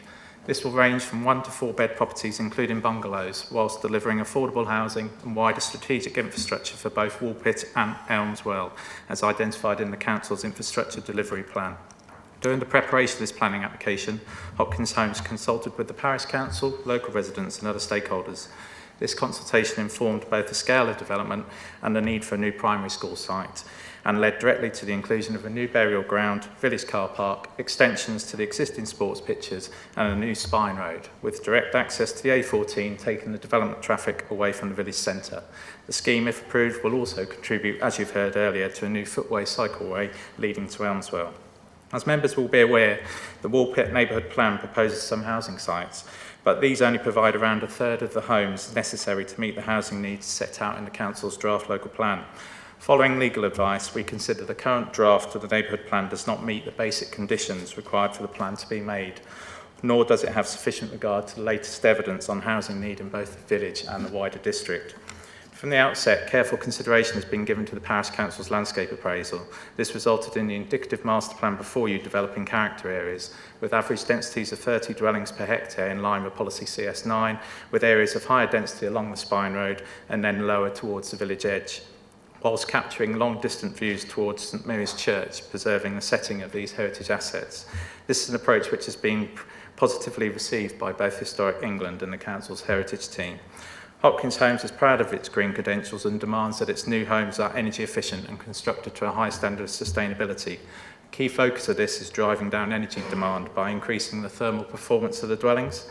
This also involves looking at carbon reduction measures which include wastewater and flue gas heat recovery systems as well as PV panels. In addition, the necessary infrastructure for electric vehicle charging points would be provided alongside a car club car if required by Suffolk County Council as part of any travel planning measures. In conclusion, the scheme before you is one which we believe represents a sustainable, viable and deliverable solution to bring forward a landscape-led development which has undergone extensive consultation with a variety of stakeholders. As your officers outline, the development plan policies that are most important for determining this application are considered to be out of date when weighed against the requirements of the MPPF. Looking ahead, the Council's emerging local plan is proposing a site for allocation, which is a material consideration of some weight. I therefore urge this committee to approve this application in accordance with officers' recommendations so that Hopkins Homes may work up the detailed design and start delivering this high quality and sustainable extension to the village of Woolpit, helping fulfil both its housing and wider infrastructure requirements. Thank you. Thank you. Any questions? Councillor Matheson? Thank you. Yes, the slide 37 again. So are you happy to accept 10% better than Part L for the CO2 as a condition rather than a target, which I think is what our consultee suggested was all you were offering effectively was a target rather than something you would absolutely deliver? Yes, simple answer. A condition requiring at least 10% would be acceptable. And I've just had confirmation that that could be put on as a condition should members be minded. Councillor Haddingham was first and then Councillor Warboys, if you would, please. Thank you. Do you have a fixed idea of how many car park spaces are going to be in the village car park? There's 20 proposed on the indicative master plan. Although, I mean, looking at the layout, there is scope if you wanted to do 30. You know, I think we're sort of led by the parish really in terms of what would be ideal. Councillor Warboys next, thank you, and then Councillor Eburn. Yeah, just good. I knew in the sort of breakdown of technologies, you mentioned flue gas heat recovery systems. And that implies that you're proposing that the heating systems will be gas-based. There will be, at the moment, an element of gas heating, along with electric as well. We know, obviously, the government's push is to phase out gas. On a lot of our developments, we provide air source heat pumps. So I think when it comes to that level of detail, we'll see what the energy requirements are, what the energy availability in the area is. But at the moment, yes, there will be some gas heating. And the government's proposing, I think this is going to be phased out in 2025. That's correct. That's 5 years' time. Yes. Thank you. Who was it next? Councillor Eburn? Yeah? No? Was there somebody? I didn't know whether there was a question for the... Yes? Yes, please.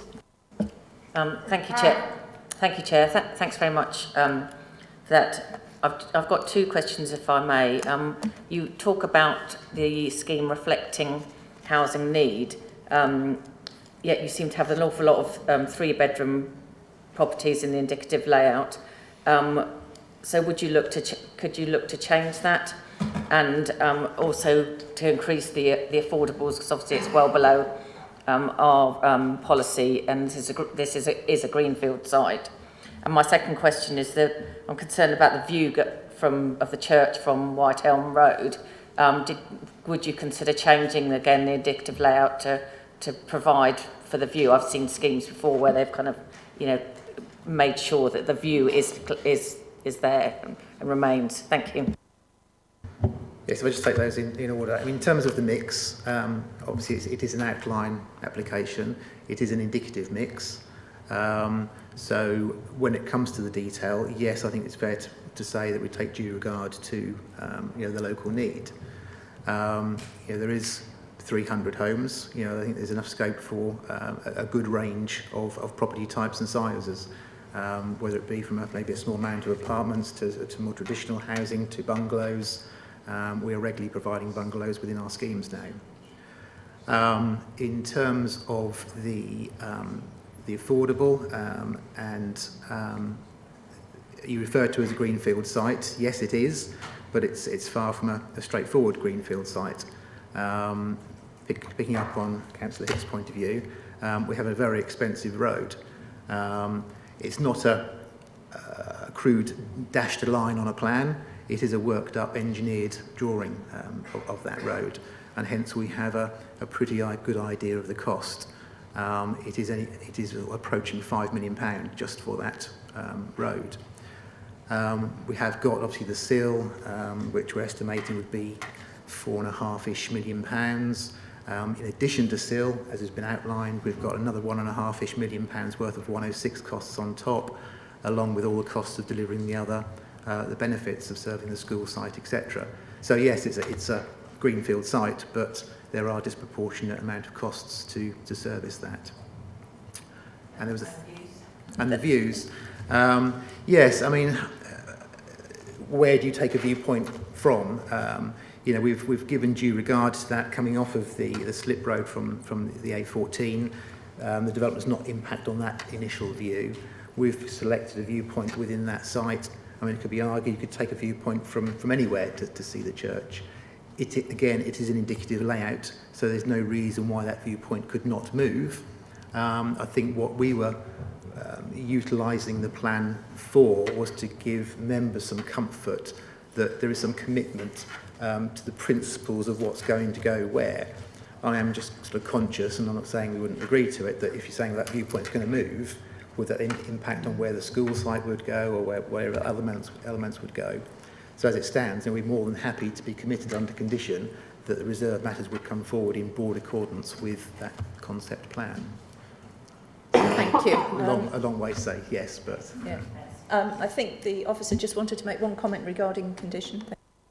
Just to say the conditions listed in the committee report, one of them is the market housing mix to be agreed prior to submission of reserve matters or at the same time as reserve matters, and that's to specifically highlight to make sure we get the right market housing mix. So we'll be discussing with the applicants at that stage. Thank you very much indeed. Have we finished with questions for the applicants? Thank you very much. If you'd like to return to your seats. Thank you. And Councillor Mansell isn't here, but she asked, could it be read out before yours? I don't know why. But as it's a long one, I'm going to let the officer have a cough and a choke on this, because it's quite a long letter. I'll try and avoid both of those, Chair. Please accept my apologies for not being able to attend this meeting. It was arranged at short notice, and I have an important meeting in Coventry that could not be rearranged. This is an application for a very large development in one of the most iconic villages in the district. This development will irreversibly change the character of Woolpit for the worse. Most of the land is Grade 2 agricultural land and is high quality land, and this high quality land is in short supply in mid-Suffolk. There are parts of the development which are proposed to be up to 45 dph, which is too high density for a village location. This is very much suburbia, the wrong sort of development for this part of our district. This site has not been identified for housing in the Woolpit neighbourhood plan. The plan is currently at Regulation 16 and the consultation period ended last week. It is due to go to the inspector at the beginning of March, so is therefore further evidence advanced than the JLP. Alongside the provision of housing, this application also provides land for a new primary school to accommodate growth in both Elmswell and Woolpit. This is another example of development in the wrong place. If housing proposals in Elmswell cannot be accommodated by its existing school, then we need to be more flexible about the size of the schools so that we can put one in Elmswell, not Woolpit. Although the land is part of the allocation put forward in our draft JLP, the JLP does not yet carry much weight, and there have been several objections to the spatial strategy and this particular land allocation. This is not an example of a plan-led system. The IDP, part of the evidence base for our JLP, includes this potential school site. The amount of proposed development does not mean that there will have to be a new school in this part of the district, but there is no evidence that it has to be in Woolpit. It just so happens that this developer is promoting this site as a school site. This is an example of developer-led, not plan-led planning. Sorry. It seems like the easy option. We have no evidence that other options have been considered, and the spatial distribution of housing in the area is clearly unsustainable. It is unsustainable to locate a school for Elmswell children in the neighbouring village. Even if transport is provided to get the Elmswell pupils to a school in Woolpit, many parents will drive their children to school, causing more traffic congestion at the already overloaded junctions in Elmswell and across the A14 roundabout. Currently, there is no safe walking or cycling route between the two villages. The Section 106 or Section 278 agreement is only to make a contribution of £220,000 towards providing a shared use path from this site to the A1088 Church Road junction. There is no safe walking or cycling route from this junction into Elmswell, and there are many HGVs which use this route to save going all the way to Bury to pick up the A143 due to the lorry ban on the A1088. And of course, the oversized HC Wilson lorries are en route to their depot in the north of Elmswell. I certainly try to avoid walking along Church Hill. There is practically no verge and it is lethal. And you are suggesting children be walking this route to and from the new school. This development and any future expansion of the site will fill the gap between Elmswell and Woolpit and effectively combine them to one large community.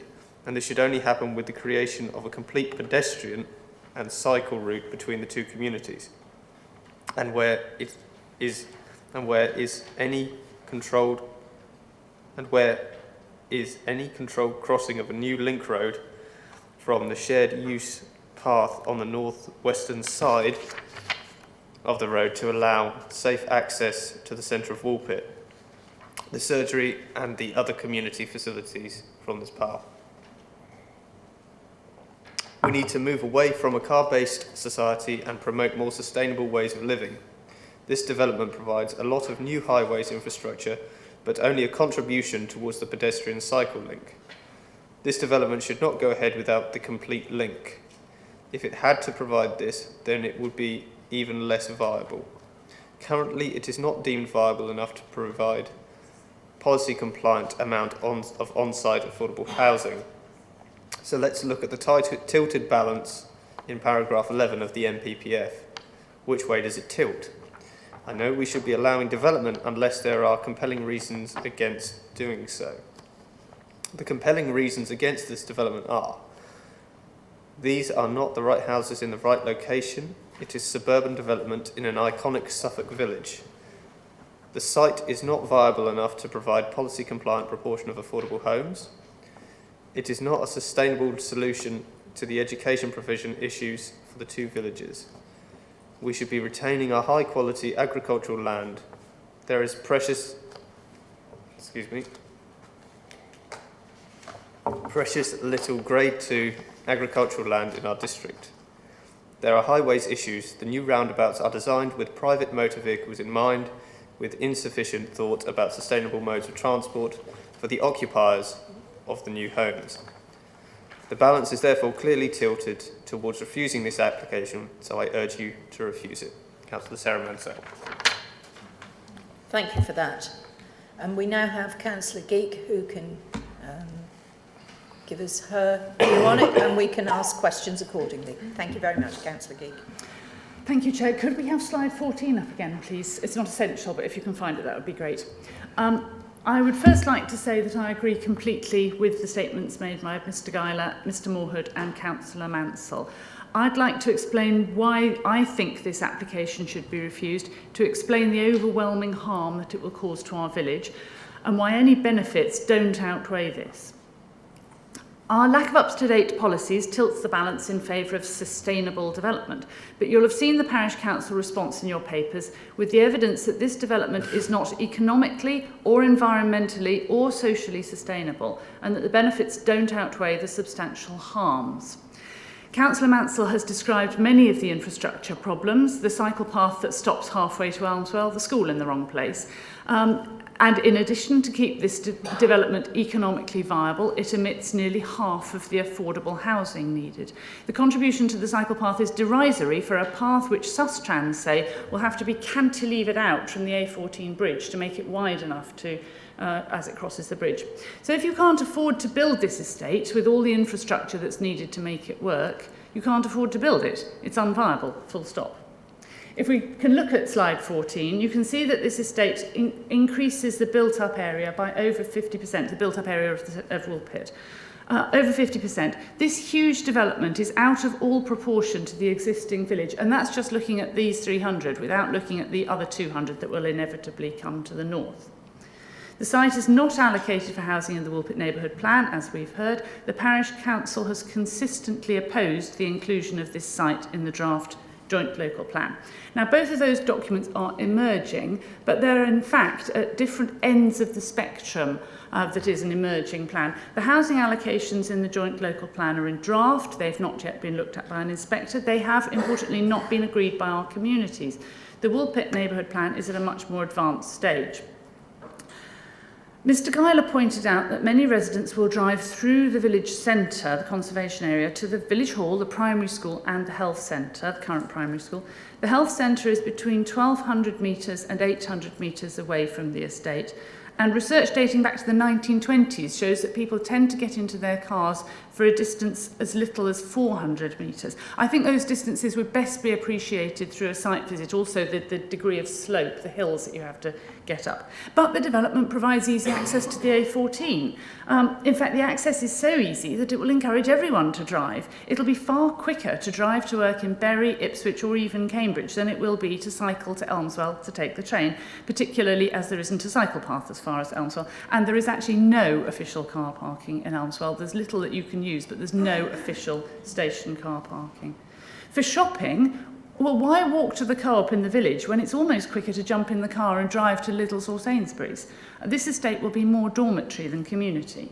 Now, members may say that it's the residents' choice about whether they drive or whether they take public transport, but it's our responsibility to make the right choice, also the easy, the obvious choice. And here, the easy, obvious choice is to drive. And that isn't the right answer. The NPPF says that's to be avoided, and it's definitely the wrong thing when we're in a climate emergency. The entire site of 23 hectares is located on Grade 2 agricultural land, what the NPPF calls the best and most versatile agricultural land, the highest grade of land that we have in the district. The NPPF says that planning decisions should avoid the loss of Grade 2 land. The land allocations in the Woolpit's neighbourhood plan take this into account. Surely this application should be rejected on those grounds alone. As we've heard from Mr Moorhood, harm will be caused to the setting of the Grade 1 listed buildings of both Woolpit and Elmswell churches, and those stunning views that are identified in the neighbourhood plan will be largely lost. You've all seen the views of St Mary's in the pictures. You weren't shown a realistic view of St John's Church in Elmswell, and again, a site visit is really essential to understand this. As the Listed Buildings Act says, a finding of harm, even less than substantial harm, to the setting of a listed building is a consideration to which the decision maker must give considerable importance and weight.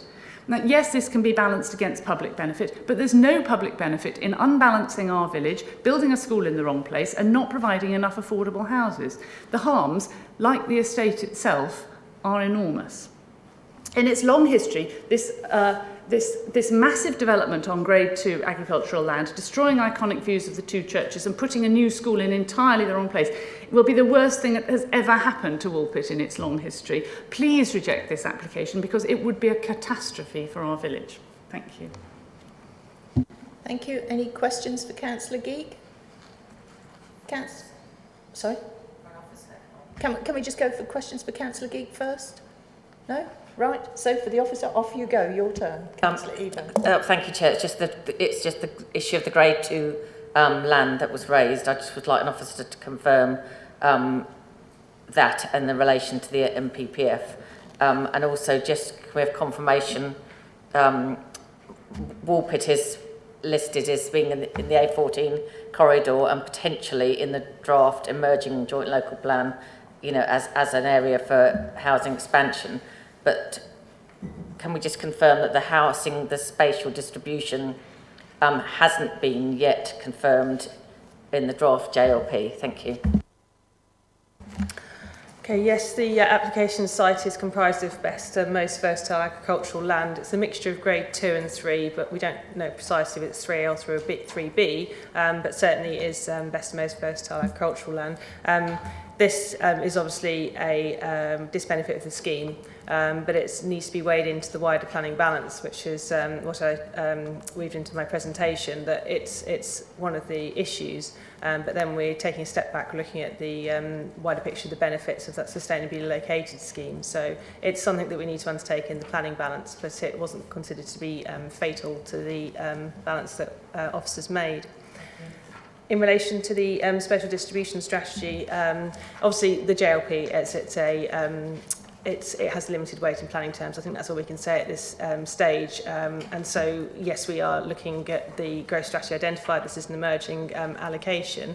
And like I said before, that there's a large body of evidence that's gone in to inform that. But at present, it does have a limited weight in this decision-making process. I think that's the safest thing we can say in relation to your query on the special distribution strategy. Thank you very much. Thank you. Well, there we are. Oh yes, Councillor Warboys. Is this a question for Councillor Geek? It's a question, but I'm not expecting the ward member. Sorry, it's a question, but I'm not necessarily expecting the ward member to be able to give me an answer. But it's a question. If you'd like to ask, hasn't been aired yet. No. But it's just we're not into debate yet. But if it's a question, please ask, and we'll see who can answer it for you. My question is, it hasn't been aired yet. It's really about the Environment Agency's response to this proposed burial ground extension, and they quite clearly maintain an holding objection to the development as proposed. And this is because concerns over the aquifer. I think the officer will answer it for you. Thank you. Yes, this was a matter raised by the Environment Agency through the course of the application. Obviously, you don't want to. You want to make sure that there's no contamination of groundwaters from the burial ground. And the last response from the Environment Agency, they removed their objection subject to a condition on the use of the land and making sure that there were no burials within X metres of boreholes, no burials in standing water. So they were happy to remove their objection subject to conditions on that land, and they would be imposed on the outline consent. Have we just got the condition on there? Whereabouts is that? If it's not there, we can certainly add it. Is that standard land contamination? Does it come under standard land contamination or not? No, but certainly it would be added if it's not in that list. Well, perhaps you can read it quicker than me, but it's a point that we need to consider. Do you wish to come back on that? Or have we got it? You've got the answer to the question, I think. Yes. I think I've got the answer. Just to be clear, that the layout of the development is going to be critical on this, the conditions by the Environmental Agency. So I would think the area of burial would remain Is that correct? Yes, yeah, the area of Bell would remain in that location. Obviously, that's important, that area there, to not be developed to keep the heritage impact of the conservation area as we've assessed it. So the cemetery would stay, extension to the cemetery would stay in that location. It's just that the location of the burials within that ground would be directed by the conditions that would be attached to the outline consent. So there would be a form of control by the council on that side of things to make sure there's no contamination. Chairman, just for clarity then, I think what we would propose, and I can't quite pick that up in the conditions list, is that we'd add,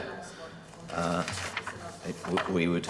it is. Page 42. Conditions requested by the Environment Agency, yes. The cryptic catch-all of the page conditions requested by the... Effectively, we'd expect to have a strategy which addresses that variable round land contamination agreed before works proceed to deliver that. Thank you for that. Thank you for the question. And is this still a question? Would you like a question, or are you wishing to debate? Sorry? Question? Carry on. Yes, just about the spatial distribution.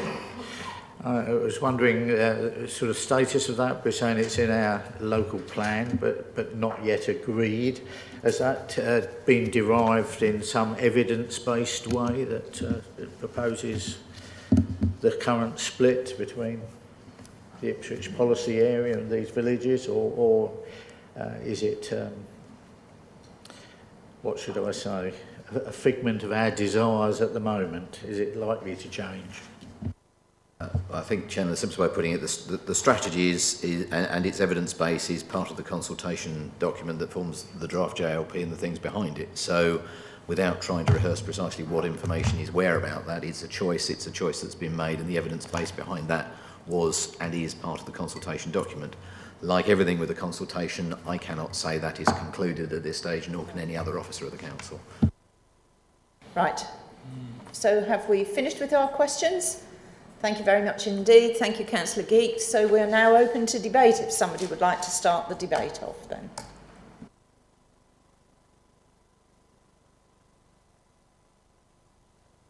Councillor Matheson, thank you. Well done. Let's just continue. Let's just continue the point on the spatial distribution for a moment. I was very interested to read the letter of the 6th of February from Mr. Hobbs to the neighbourhood plan or the parish council people, particularly the third paragraph, which listed the basis, the evidence basis, Councillor Field, the evidence basis of the spatial distribution that was put forward, alas, only a week before the July council meeting last year. So the preferred spatial distribution changed, the sensitivities and constraints of the area, the infrastructure capacity, and somehow these led to a change from what had previously been considered necessary across the district and spreading it around the district in these 4 different areas. A change which resulted in Woolpit's number trebling and the percentage in the A14 corridor, I think this is possibly not in it, somewhere else in the papers, went up to 43%, and that percentage was higher than any of the 4 options that were offered at the previous stage. So I really do have a big problem with what happened, what evidence actually supported that huge change. That is a big problem. And Councillor Matheson, is that all you wish to debate on this? Because I think we've got a lot of us and we're not going to be coming backwards and forwards. Have you got any other points you'd like to make? Well, no, but about the planning application before us. I mean, your comment... Councillor Hicks, thank you for that. Well, this is a difficult one for me, I have to say. On the one hand, I see some great positives. I think you're going to improve the infrastructure through the village with the new roundabout and the access. You're going to improve the school facilities in the long term. and give the opportunity for we've talked about that 10-year period. And there is no doubt there is massive demand for housing in mid-Suffolk, and we know that, and that's recognised. On the other side, we've got a neighbourhood plan coming forward, we've got a local plan. This is a huge number of housing for a very small community. I think Councillor Geek went a step further than I would, but I do accept this is changing the village forever in a very significant way. And the problem I've got at the moment is I'm struggling, and maybe my colleagues, to find planning reasons, and it's got to be planning reasons rather than heart, which is where I'm at the moment, on the reasons for refusing the application. And that is where I'm struggling. It doesn't sit comfortably with me. I think it is a huge amount of housing for a very small community. There are benefits, but my heart is telling me this is too big, but I'm struggling for planning reasons. So I'm going to listen and hoping some of my colleagues can enlighten me further, but at the moment that's where I'm at. Thank you, Councillor Hicks. Who else would like? Councillor Field. Yes, I actually have similar views to that. I certainly find there are issues here like the placing of the school, which one would really question. Determining that children from one village shall commute, which already has a school, shall commute to a second village, which already has a school, because you wish to build a third one, does seem to me a somewhat strange process. And I do, on the contrary, look perhaps at the highways improvements that this scheme is proposing, and it largely does seem to provide benefits. We know it's not going to completely solve in any way the congestion problems in the village centre, but it would move substantial traffic out of that area. But I too have some difficulty with the spatial distribution of housing. This is a very big increase in housing in this village. I tend to ask myself whether that's unusual, and I've certainly seen a number of other villages with the same sort of numbers, perhaps even with bigger percentage increases in their population. And that spatial distribution, to an extent, must be driven by what we consider appropriate for the environment. If we distributed those houses much more widely around the district, clearly the use of private cars would go up, not down. And if we seek to distribute them all close to heavy bus routes which have many buses on them, I'm not sure there's any of those in Suffolk anywhere, but if we want to put them where we can use public transport, we get a very limited range of opportunities. So I certainly too am in the position when I'll be listening to what other people say, and I suppose have a feeling that I too have some difficulty in finding planning reasons for rejecting this development.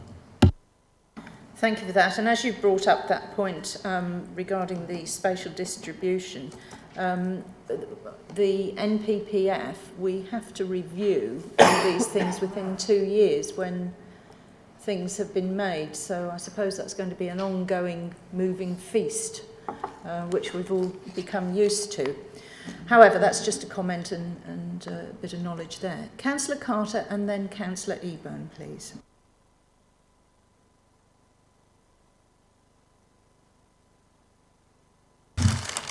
Thank you very much.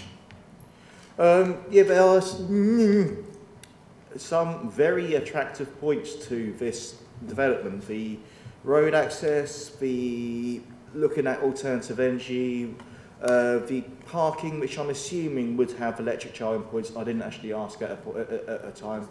It was mentioned, right? Do apologise. It's also got some looking at bungalows, which is needed desperately in mid-Suffolk. The problem I have is it seems to be a perfect puzzle piece in the wrong jigsaw. It's got all these attractive points, but it hasn't got to be connected to routes, hasn't got the... we'd be putting in with a footpath and a road which goes to nowhere, and even once it's been put in, we're looking at it's limited to no access routes for lesser able to go there. Wheelchair access and mobility scooter access, you're looking at non-existence going into as it currently stands.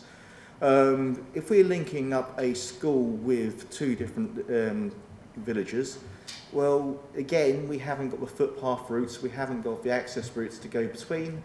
We're looking at speculative at moments how we possibly may be able to integrate it and looking at getting money from here and there. But in reality, we can have buildings, we can have school, and we can have the infrastructure there without the way of joining it up. So we'll have, as I said before, we'll have a right puzzle, wrong place, and it's going to be a bit higgledy, just like my speech. Yeah.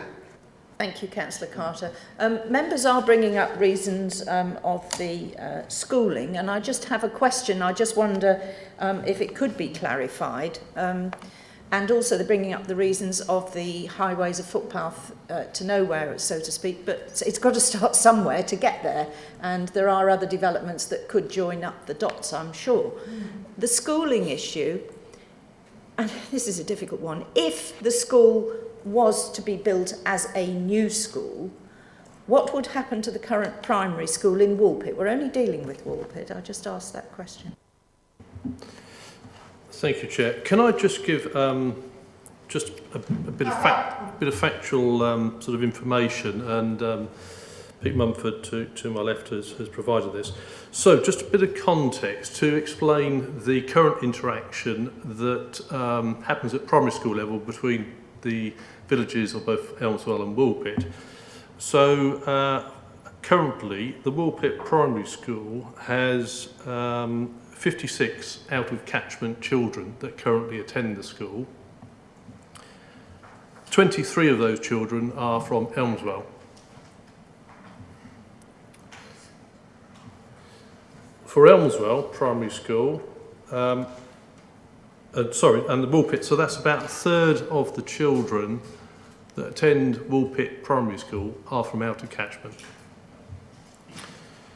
In terms of Elmswell, the current number of pupils from out of catchment is 52, which is about 20%.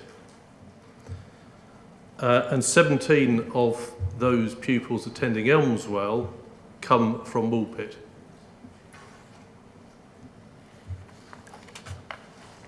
So I think that just helps to illustrate the how both communities there's interaction, and I'll leave that for members to take come to Yes, thank you for that, because obviously when children need schooling, they need schooling at the time and not when the developments are coming through, but when they are there. And I think it's an interesting thing for members to take into consideration. Thank you for that. Now, I've got myself in a muddle. Who was next, please? Somebody put their hand up, I'm sure. It was Councillor Eburn and then Councillor Gould, if you would, please. Thank you. Thank you very much, Chair. I'm very concerned about this reliance on the housing spatial strategy that's in the emerging joint local plan and its relationship to the emerging neighbourhood plan. But also the fact that no one's mentioned, our existing local plan and our existing core strategy, of which some of the policies, such as safeguarding character of conservation areas, retaining visually important open spaces, provision and distribution of housing, some of those policies need to be considered. And in this regard, with this application, firstly, the roundabout on Bury Road, I'm not sure how necessary that is, and if we weren't to have that little roundabout, could we actually have more affordables on this site? I'm very, very against any application that has less than our agreed policy of 35%. I know it's up to 35%, but 20% is way too low for a greenfield site, even with some of these benefits that are allegedly in this application. The views of the church, I mean, that'll go forever. That's gone. You know, the views across from the direction of the White Elm Road, and as you come along the A14, that's it. You won't see that iconic building, and you can't get that back again. The sustainability of the site, I would doubt. No one from that site is going to walk to the health centre. They're going to drive. You know, it's just under a mile. They are not going to walk all the way through the village, back out the other side. Similarly, the school, which is beyond the health centre, they're not going to walk to the school. They're going to drive, and that is not sustainable. The path to Elmswell, I think much more effort should have been put into doing that. That's been discussed for years, having a cycleway and a path from Woolpit to Elmswell, and has yet to appear. And we want people to use the train. We don't want them to drive. We want them to, you know, get out of their cars. It's mentioned about a bus stop, but the bus services aren't sufficient enough to service a bus stop. You know, it's lovely having a bus stop, but you want the bus services that are very good and effective and can get people to work.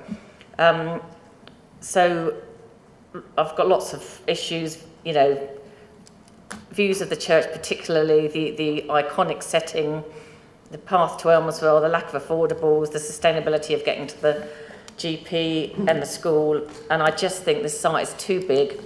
It's in an iconic location, and it just, yeah, I appreciate all the work that the applicant has put into it, but I just think it's not been considered carefully enough within the setting that it is. And I do believe there are as many of our existing policies, as well as policies from the MPPF that should be looked at in this case. Thank you very much, Chair. Thank you for that. Councillor Gould, if you'd like to.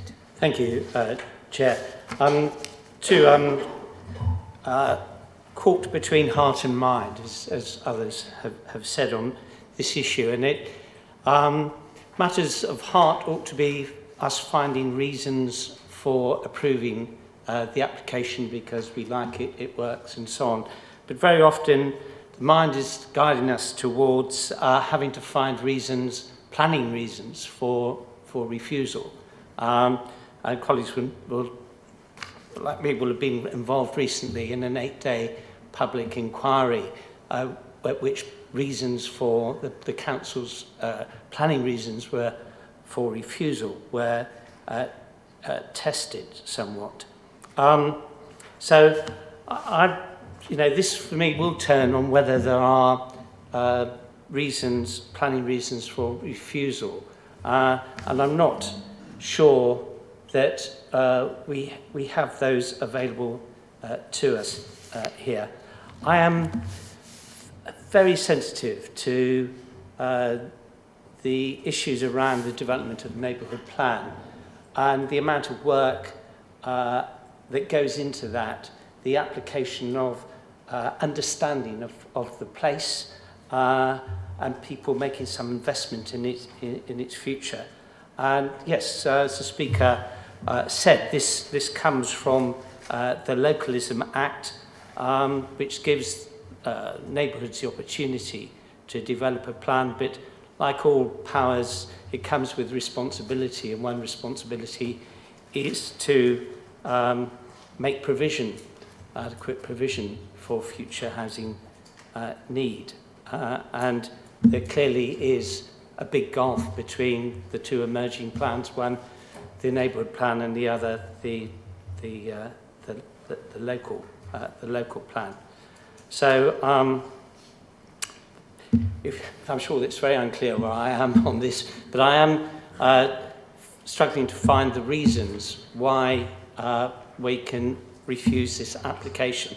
And final thing to say, it is an application that is not without virtue. It obviously does meet a need. It makes a contribution towards infrastructure. And my first concern reading the papers was about the low level of affordable housing provision at 20%.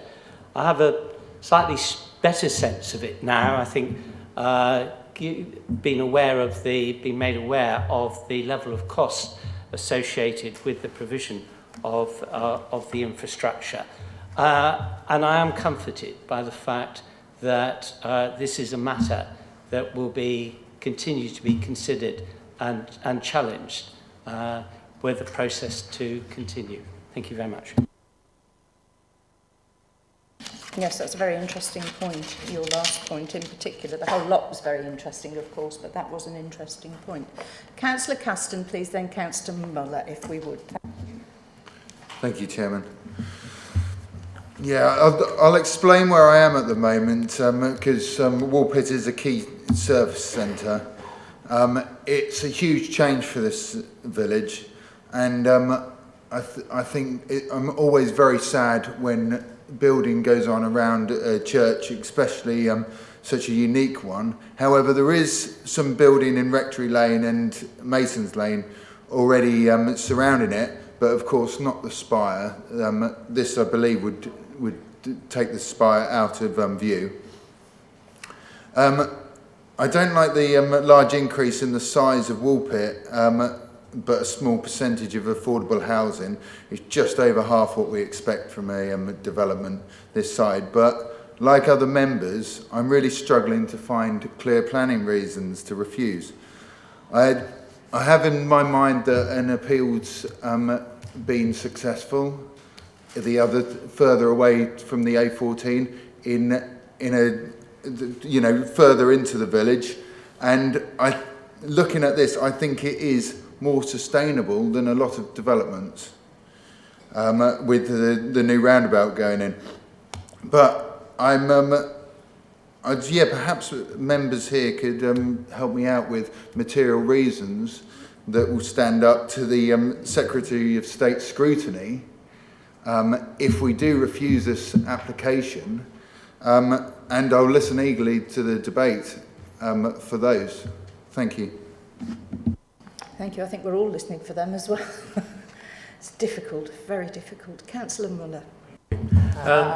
I can certainly emphasise with the residents of Woolpit, this is a very large development.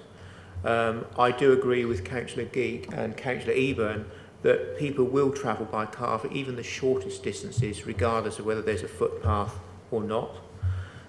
It is disappointing to hear that the proposed foot cycle path literally seems to go just the other side of the A14, although as Sam Harvey did point out, there is a possibility that there may be sort of 106 payments available from the Elmswell side to actually connect it through.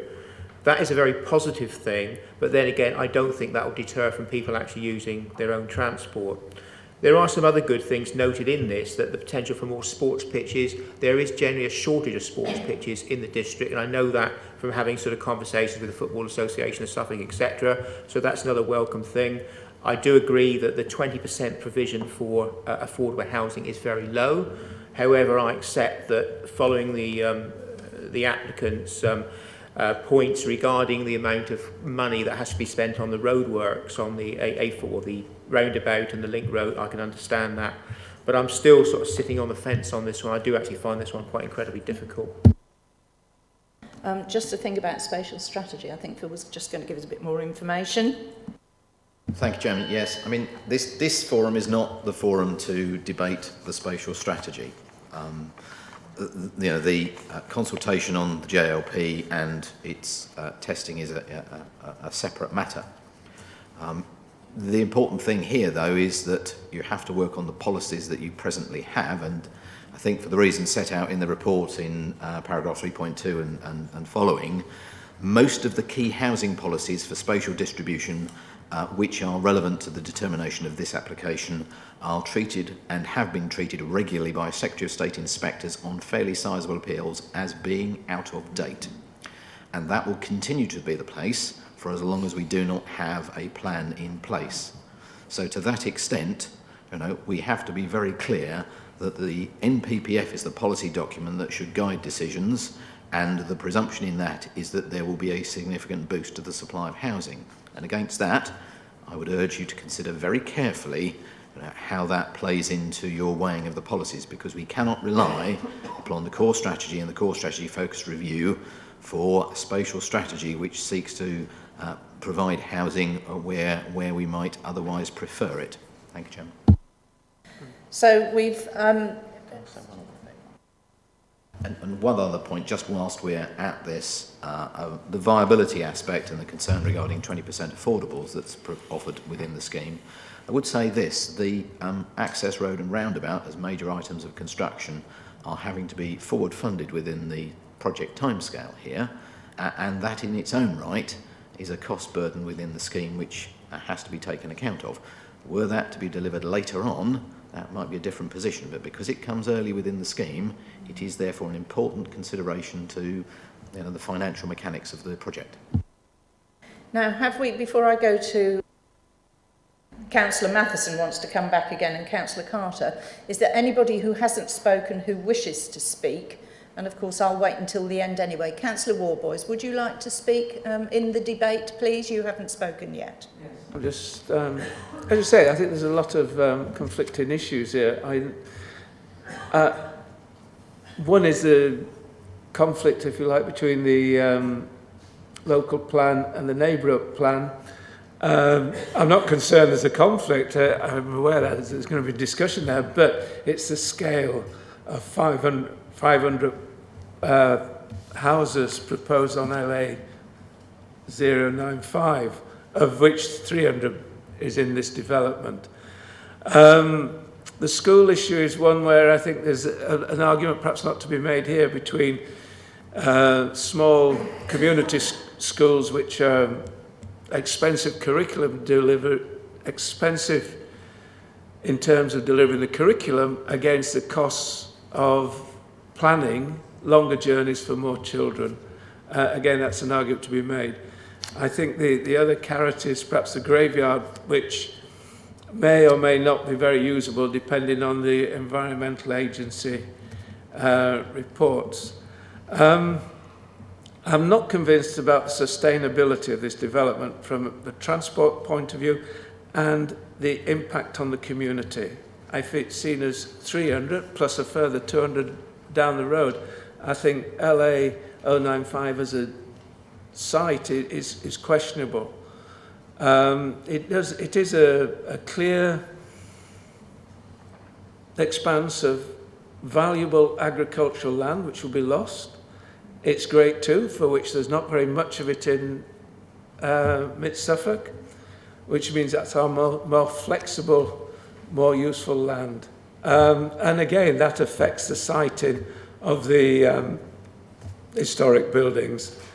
And I think there's also, I'm very concerned about the only 20% of affordable housing, which doesn't really help the local community. But the environmental impact, they've looked at the species-rich hedgerow in the site. Now, at the present, this is in the boundary between this development and the rest of LA 095. The fact that it's separate from the roads is perhaps why it's species-rich hedgerow. If it becomes the boundary of the development site and then enclosed within further development, I think the environmental impact wouldn't really be acceptable. Have I got anything else? I think that's about all. I'm not convinced that this is the right scale of development in this site. It will have a sustainable impact on the community and the environment. Right, thank you for that, Councillor. Now, before we move to having second goes at this, it's very unusual. I think, has everybody spoken who wishes to speak for the first time? It is unusual from the chair that I would normally speak at this point, but it is such a difficult one that I feel I could make comment myself. As many of you know, I lived in Woolpit for 15 years. Admittedly, that was 28 years ago. And it was when Old Stowmarket Road passed through the centre of Woolpit, and it was the old A45. So yes, I have got a few more grey hairs than I should have. And I went there when they just opened the A14 with the dual carriageway, and the difference was noticeable of the traffic. But then the traffic then wasn't as much as it is now. And I've listened to everybody that's speaking now, and I think we're all torn because this is a huge amount of extra homes. The positives on it, which I look at and I hear to some of the objections with it, is that this spine road will actually hopefully lead a bulk of the residents out of the centre of Woolpit. And I hear what people say about they won't walk from there to the shops or to the health centre or to the school. But to avoid the pinching points in Woolpit, they could use the spine to get out and come round. I also hear the footpath and cycleway, which has got to start somewhere. And we can't just keep saying, well, it'll never happen. I'm encouraged by what's being said of contributions towards these things. And I'm also as curious as Councillor Matheson is on how do you cross that road at the end, because believe me, I used to ride horses round that roundabout, up Kiln Lane and up round Elmswell, but there wasn't the traffic there is now. But it is a difficult junction, so that needs to be taken into consideration, but that's from other developments coming forward, bringing the funding. The school issue, I think I'm encouraged by what I'm hearing about it from the point of view. It's such an interesting thing that half of them are there now and half of them aren't. So a bigger school could be an option, and that's always on the table. It's the size of these and the number of this that worries me greatly for Woolpit. I love Woolpit, and I've got some wonderful memories of when John Gorman was there at the bakery there, and it was such a lovely community. I've got wonderful pictures hanging on my wall of the pump and things like that. But the heart of Woolpit won't actually change with this development. We're not actually building in that heart. There have been sporadic buildings going on there. It will have a benefit of keeping the industries, which actually it's marvellous that Woolpit has all these employment opportunities within it and within a near space to it. And hopefully it would take traffic away. But I'm like everyone else, struggling to try and find a reason to refuse this. So that's where I am. I'm with you all, it's so difficult. And I would now like to come back to those people who would like to have a second go at this. Councillor Matheson. Thank you. Yes, I didn't go into the substantive detail on my first comments, just so putting aside the spatial strategy issues, I think as Councillor Carter has said, you know, it's actually a very good development. I mean, it's much better than the one we had on Wednesday, for example, in terms of making a real effort on the energy front, which is good. However, we've got some heritage harm that needs to be outweighed by public benefit, and we've also heard that we've got the Grade 2 agricultural land, which is quite rare, and I think what hasn't really been talked about quite specifically is the social, the three legs of sustainability. If we just look at the social leg of that for a moment, then a 50% expansion of a village, and that's without the extra 200, that's just 300 and the other ones that have been approved and so on. You know, socially, that is not something that you can just integrate into a cohesive current community of 900 houses. So that's a minus as far as sustainability is concerned, the social sustainability. So if you look at the benefits that are offered to outweigh those various bits of harm, then we're getting some more housing. But well, we've got 4,000 odd planning permissions already banked outstanding and not built yet, which is, you know, a huge figure. So there isn't a big benefit in getting a few more. And also on the housing and social benefit, we're actually losing 45 affordables, right? In the drop from 35 to 20, we lose 45 affordable homes. But what do we get in exchange for those? We get 2 roundabouts. And if you start talking about sustainable travel, then we're putting all that money into 2 roundabouts and also a school which is actually not in the right place. It's in the wrong place. So I think that there's quite a lot of problems of, you know, but the benefits are flawed, let's put it that way. And clearly I've got a concern that only half of that path is being provided. I mean, if the path was all there, then, or there was enough of the path already that this development would deliver the finishing of it, and then you could say, well, the 2 villages are connected sustainably, this is great. But unfortunately, it's not what's available. So as I say, I think that is the crucial thing to me, is that the benefits are flawed. Each of the big benefits are flawed, and so you know, that's what I think at the moment is outweighs the you know, fails to outweigh the harms. Councillor Carter. Yes, I'd just like to ask members, just what about this development makes it so attractive? Is it that we need to provide more houses in mid-Suffolk? Which, yes, we do, but who are we to provide houses for? Just for those who have the money to afford them, or are we trying to provide houses for all of society who might need them? So we're looking at, it's going to cost them money because they need to put in a roundabout and vehicle access. Well, yes, it's going to cost them money because they want to put a development there, which it wouldn't cost them money if they weren't trying to put houses in the area, which they don't really want the houses there, but they really, it's maybe not the right type of houses in the right place. So they're going to put in the road access, they're going to make it more attractive to drive to A to B, we're making it less attractive to walk or cycle, which is not actually providing anything to benefit there. And I'm glad Councillor Roy brought up the species. We are at the moment facing a climate crisis. We're not just facing a climate crisis, we are facing an ecological crisis. That area is currently a species rich for breeding for skylarks.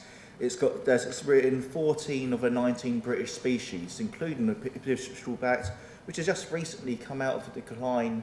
They currently use the hedgerow as a breeding habitat and as a... Councillor Carter, I don't mean to sort of disrupt your flow, but there are mitigations in there for those things. I'm just wondering if you can offer us something more to the debate of how we go about saying yes or no. I know you're passionate on those issues, and it is important, but these have already sort of been looked at and they've got mitigations for them. I'm wondering if you're saying there isn't sufficient. Is that what you're saying? I wouldn't say the mitigations are mitigation efficient, because how are they going to mitigate the disruption whenever the road access being put in?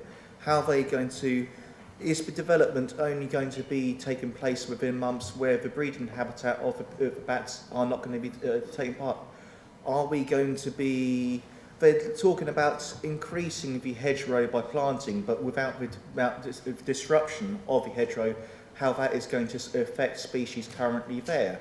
We are looking at a possible decline of 5 years by this disruption, by making it unlikely that these the habitats will be used in that time. So, yes, it's wonderful that we're looking at ways of mitigating it, but how are they going to prevent the damage taking place in the first place?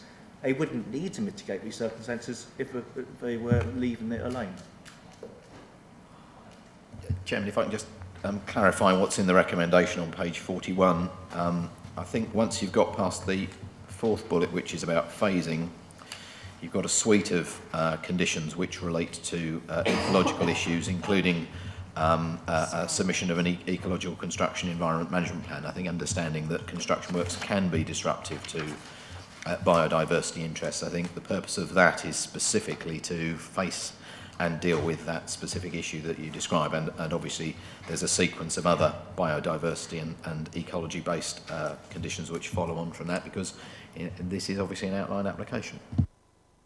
I think because we've got where we've got and we're all stalling on this and we're having great difficulty, one of the things that is coming out of everybody's views is they're very disappointed with the affordable number of properties. And we've heard from the applicants of the costs that they're having to incur to put in the roundabouts and the road structure and the spine structure and so on. And I just throw this into the mix at the moment, that nobody's really come up with any reasons that we could refuse it on. So we're going to have to look to being approving it. But I just wonder if we could ask officers to go away to see if they could seek an improvement on the affordable homes, which might deliver a better public benefit, which might tilt one or two of us to sort of be confident that what we're doing, if we recommend approval, might be more palatable. I just wonder, throwing that into the mix, whether there's some way. If not, can somebody make a proposal from the floor?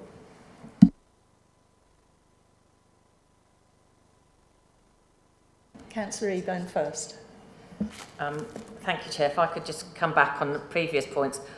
I just would like confirmation that within our existing local plan and our core strategy, there are various policies such as retaining visually important open spaces, safeguarding the character of conservation areas, retaining high quality agricultural land, etc. Just I would like confirmation whether those policies still stand.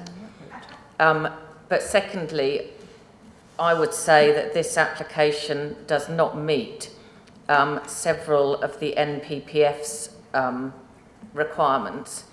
The use of land, section 11 of the NPPF, and appropriate densities doesn't meet that. Section 9 of the NPPF regarding sustainable transport, I would far rather see a swap of a roundabout for cycleways and so on. And section 16, which is conservation of historic buildings and protecting conservation areas in the NPPF, so it doesn't meet that either. So there are areas that this does not, this application does not meet, but within our existing policies there are a lot there, and I just would like confirmation whether those still stand from our existing local plan and our core strategy. Thank you very much, Chair. Thank you. The policies in the local plan, obviously some are saved, some are current, but the ones you refer to, agricultural land, protection of heritage assets, they certainly are policies that we still give weight to, and these are matters which we've raised and conflicts that we've raised in this planning application and are seen as disbenefits. So yes, that's where the assessment of heritage issue being a harm comes from, and also the loss of agricultural land is based on our policies. So yes, they very much are relevant.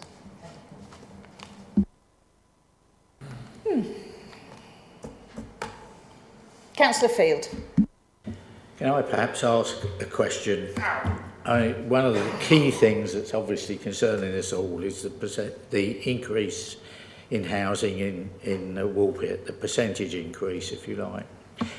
And I find my memory of the number of houses in mid-Suffolk is a little hazy.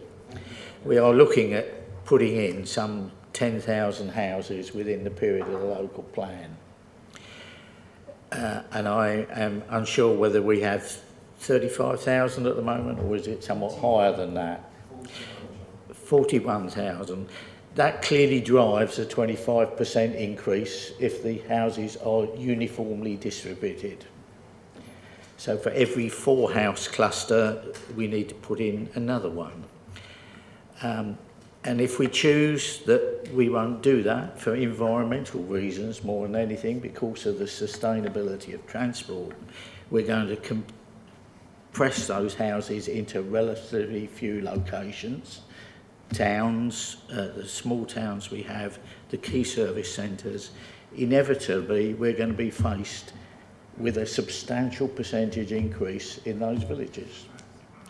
So to an extent, we're trying to, I don't know what we're trying to do, trying to discuss it until the problem goes away. There is inevitably a problem there. And I'm certainly aware of areas, county divisions, where perhaps there's a 57% increase in housing across the entire area. And I won't tell you whose county division that is. So there is a problem here which somehow we have to resolve, and the local plan is trying to resolve it in a way that inevitably we don't like when we see each instance of that. So I don't know whether that helps our thought process forward at all, but there is clearly an issue there that we can't argue our way out of simply unless the numbers in the local plan are incorrect. Thank you for that, John. It is an interesting conundrum. Councillor Gould. Let's start with the thing upon which we can all agree that this is a difficult decision, and we probably rather wish we didn't have to take it, but we do. It's our responsibility so to do. I come back to this point about having substantial planning reasons for refusing the application.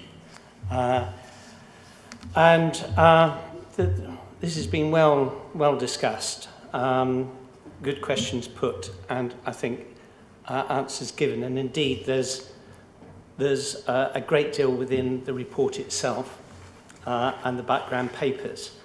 And I see nothing, feel I've heard nothing to really gainsay the officer's conclusions and advice, though that is something that we often find ourselves doing.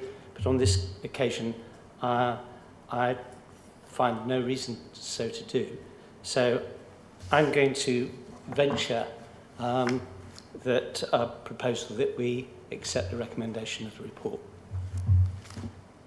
Thank you for that, Councillor Gould. Is there a seconder for that particular recommendation? Councillor Caston. Yeah, I'll second that. He is reluctant, I know. So is there anything else anybody else wishes to say? No? Sorry? Sorry, Councillor Carter, yes. Yes, I do have a general query regarding the necessity for this forum. As it turns out, we can only turn things down on planning reasons. Well, why debate it in the first place when we could just have a computer say going for an algorithm of what we put in as policy, and then the answer would be Mid-Suffolk wants more houses. Let's say yes.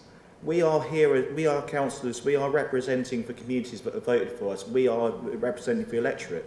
We are not here to represent planning policy. We're not here to spit out rhetoric and just to argue all this time and then go say, well, we've got nothing to say no on. We are here to actually say, this is wrong. We can see it's wrong. None of us want to approve this. There must be a reason for it. So why are we here if we are here as a human element to say that we don't like, none of us like this development, it's not in the right place, it's not doing the right things? Well, why are we here if we can't say no to it? We've all said we don't like it, all said given the reasons why it's wrong. So what was the point in us being here and wasting these people's time, having them to come to Ipswich? Yeah, I think you've made your point, but the thing is we have to have legal planning reasons for it. Can I just ask the officer to answer that? I was just going to sort of reply in part to Councillor Carter's comments that the Planning Committee is here to be the transparent body so that decisions can be made. In this case, it is apparent so far from what I've seen from the debate that members are in agreement on some parts, but as Mr Isbell and as the law suggests on all cases of what we're doing today, that it has to be dealt with in a legal matter and has legal planning reasons. That's why we go about these decisions. I wouldn't say, in essence, that members do not have a seriously important role in decision making, as we see on many of the occasions that councillors are here to put specific and very important input into decision-making process, and this is part of the democratic process.